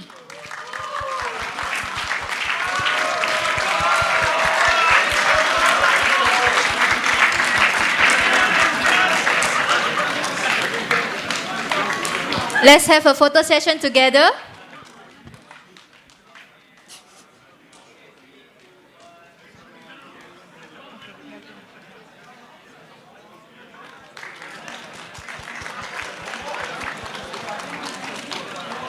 Last but not least, let us congratulate to our champion of the IBOH 2024 international category, Team Manch and To. Congratulations.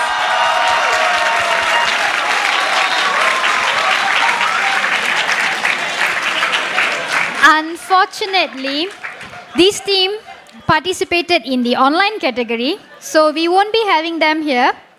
And another photo session with the background.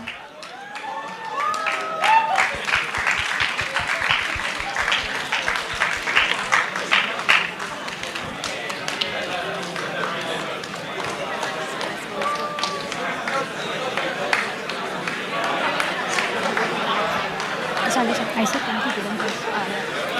No, I want to.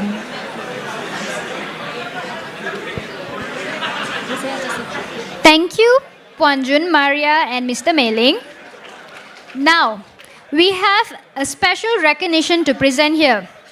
We'd like to honor the university with the most participants in the International Battle of Hackers, IBOH 2024.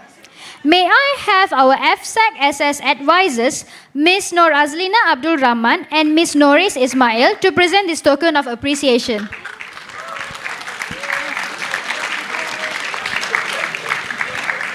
To recognize their commitment, we are awarding them with a special book as a token of appreciation. So let's give a big round of applause to Tunku Abdul Rahman University of Management and Technology, TAR UMT.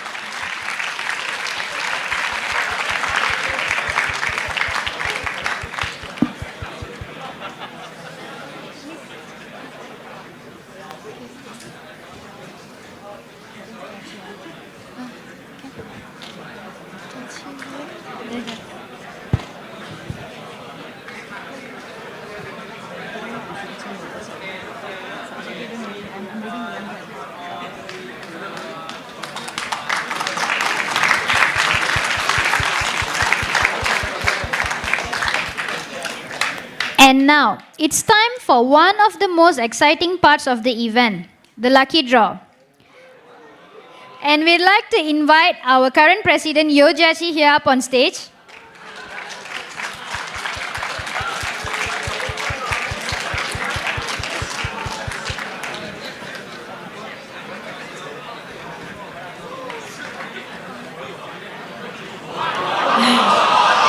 So, we have more than 500 people up here. Good luck, guys. Hope you're lucky today. All right.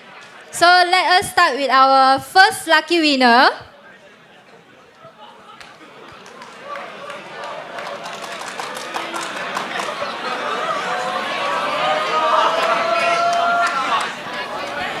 Congratulations, Hamza Neda.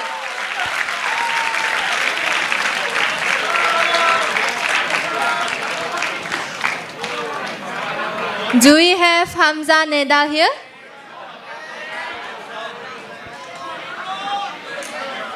Hamza Neda? Alright. It's removed.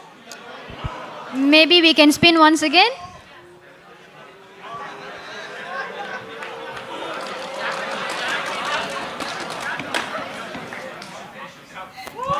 Congratulations, Gordon Liang.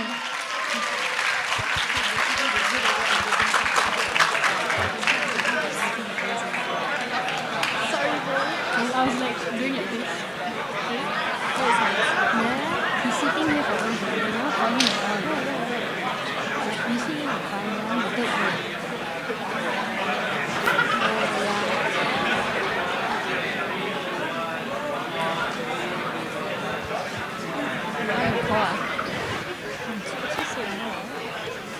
Yes, Miss lah. Our second lucky winner is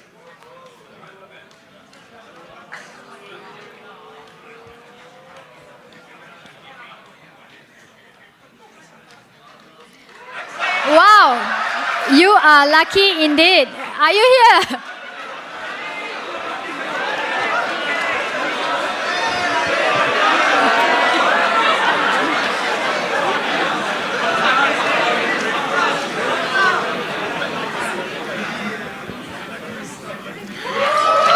Even Ong Haiwan.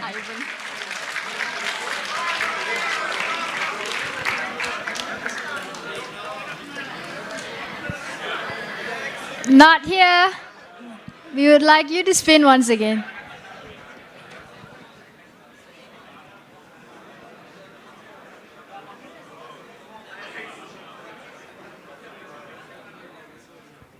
Darshini Sivasubramaniam.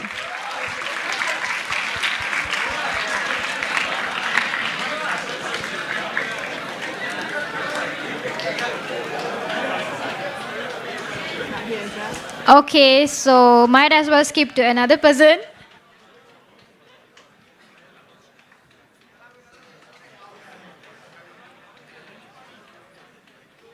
Vishnu Sri Ganesh.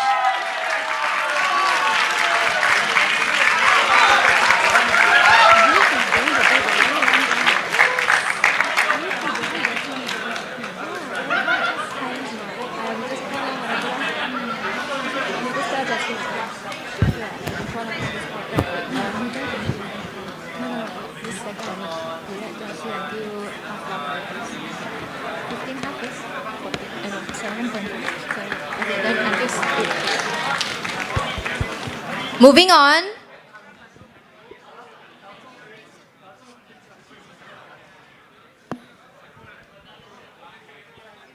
Congratulations to Minhal Ali.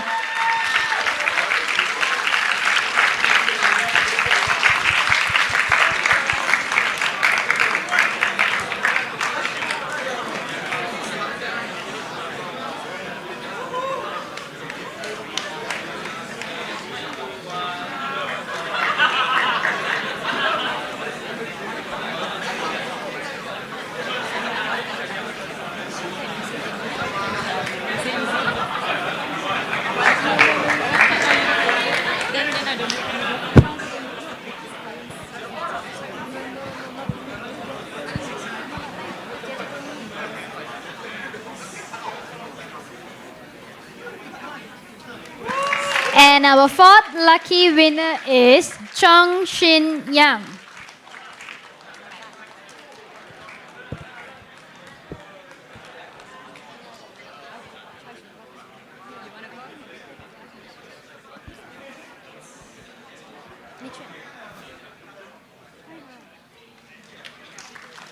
Lee Chin-ro.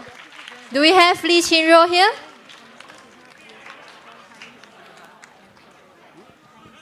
Looks like it's not here.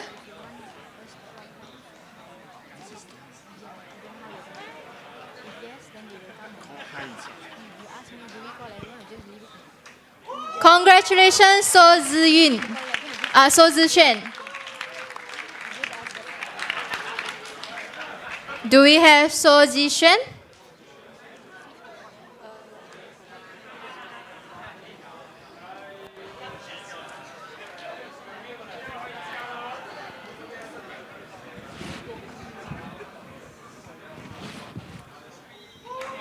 Muhammad Azwan, congratulations.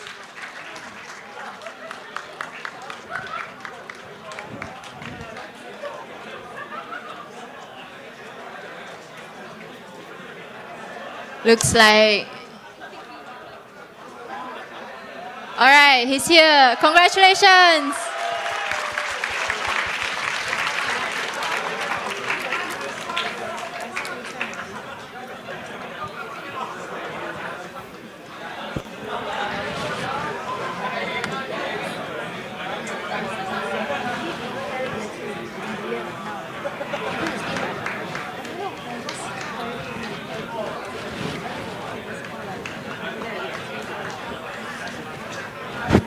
Next,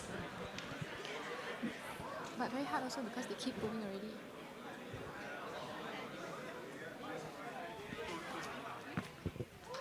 Congratulations, Li Jiahao. Do we have Li Jiahao?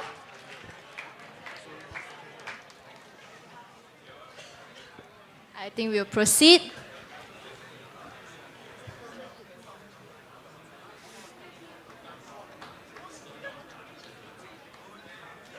Liao Jinhong. Do we have Liao Jinhong?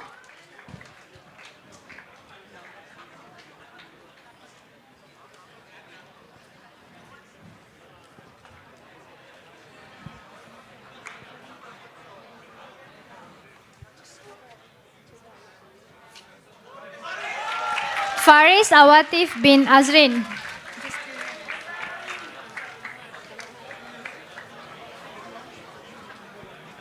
Do we have Faris Awatif? Spin again.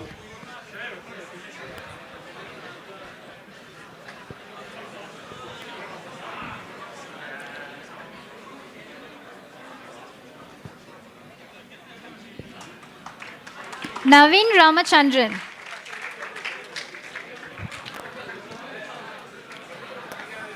Not here? Okay. All right. Looks like that's all for our lucky draw. One more? Okay, one more. Last.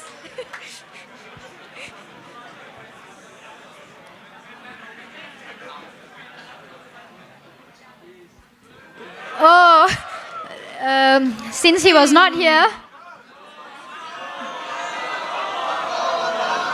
last one.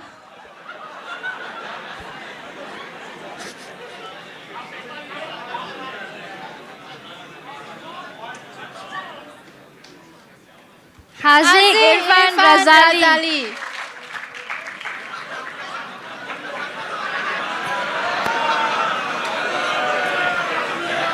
Since I guess it's not your lucky day today. Okay.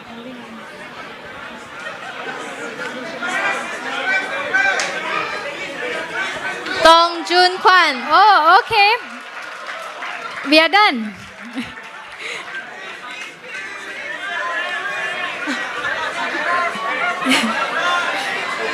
Jessie, 这个我拿。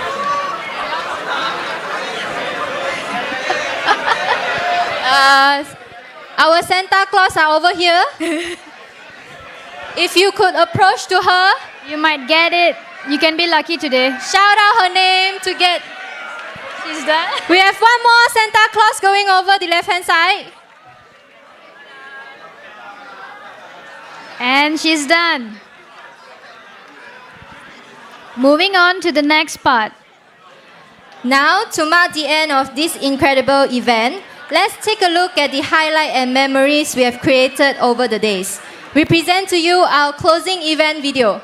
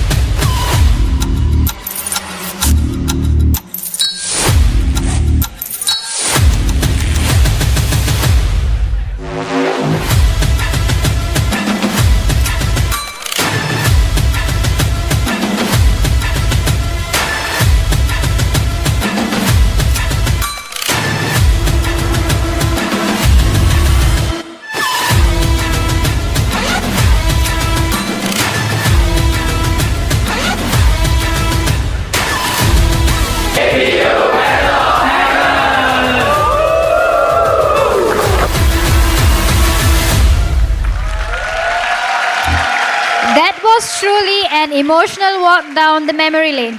We hope everyone enjoyed those moments as much as we did. Congratulations to all our winners. Your hard work and dedication have truly paid off, and we are incredibly proud of you. Also, we are delighted to hear from you. Kindly complete the feedback form of the IBOH 2024. The QR is currently displayed up here on the screen. And with that, we have reached the end of the International Battle of Hackers IBOH 2024. Once again, a huge thank you to all participants, sponsors, and organizations for making this event a success. And everyone, please hold your horses. We would like to get a picture with all of you before you leave. So please gather down to the middle of the auditorium. And I will pass my mic over to the photographer. He will instruct us all better. Hi guys, before you go, let's do a quick photo. So I just want everyone to come to the center. Just fill up all of the seats in the middle. And then the guys on the left and right, you guys can just stand on the stairs. Okay?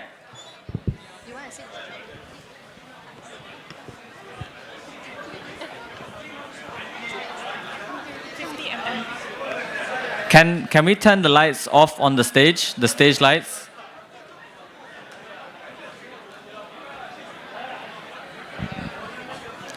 If there's a seat in the middle, just sit down in it. Yeah. Fill up all of the empty seats. Can I have committees as well to join us with the photo session?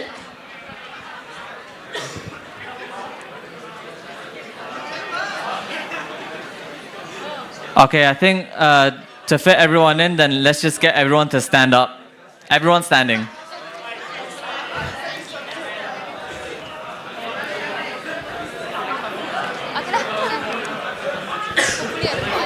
Oh wow, we have a flag as well. People under it. Squeeze in as much as you can. Don't be shy. Committees on my right, could you please fill up the front row? You do countdown for us.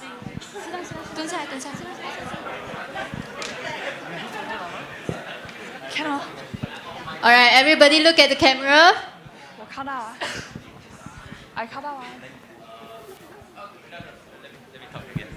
Okay, like just now morning, don't move until I say okay, okay? Yeah, okay. Okay, ready guys? Oh, hey, smell. Don't move, don't move. Okay, just stay. Okay. Okay, 3, 2, 1. 3, 2, 1. One more. 3, 2, 1. No. Okay, you say this. What? Okay, you need to take more pictures? Yes, I need to take again. Oh, he needs to take again. Okay. Okay, guys, look at his camera. Okay, everyone don't move, okay? Don't move. Stay still. Okay, 3, 2, 1. 3, 2, 1. 3, 2, 1. Okay, now for video.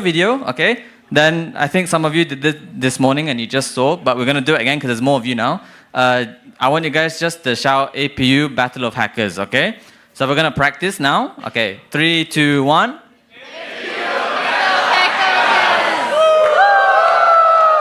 Okay, now we do the real one. Okay. Okay, I will do the countdown. So ready guys? Okay, ready? Okay, 3, 2, 1. APU Battle of Hackers!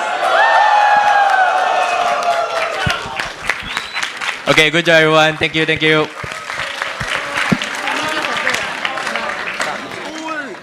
All right, thank you everyone. For the committees, can I have you guys to stay?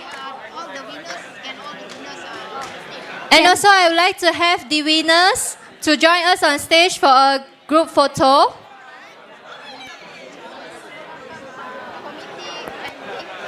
May I have Farzan and also Hain? For winners, can I have you guys to join us on stage?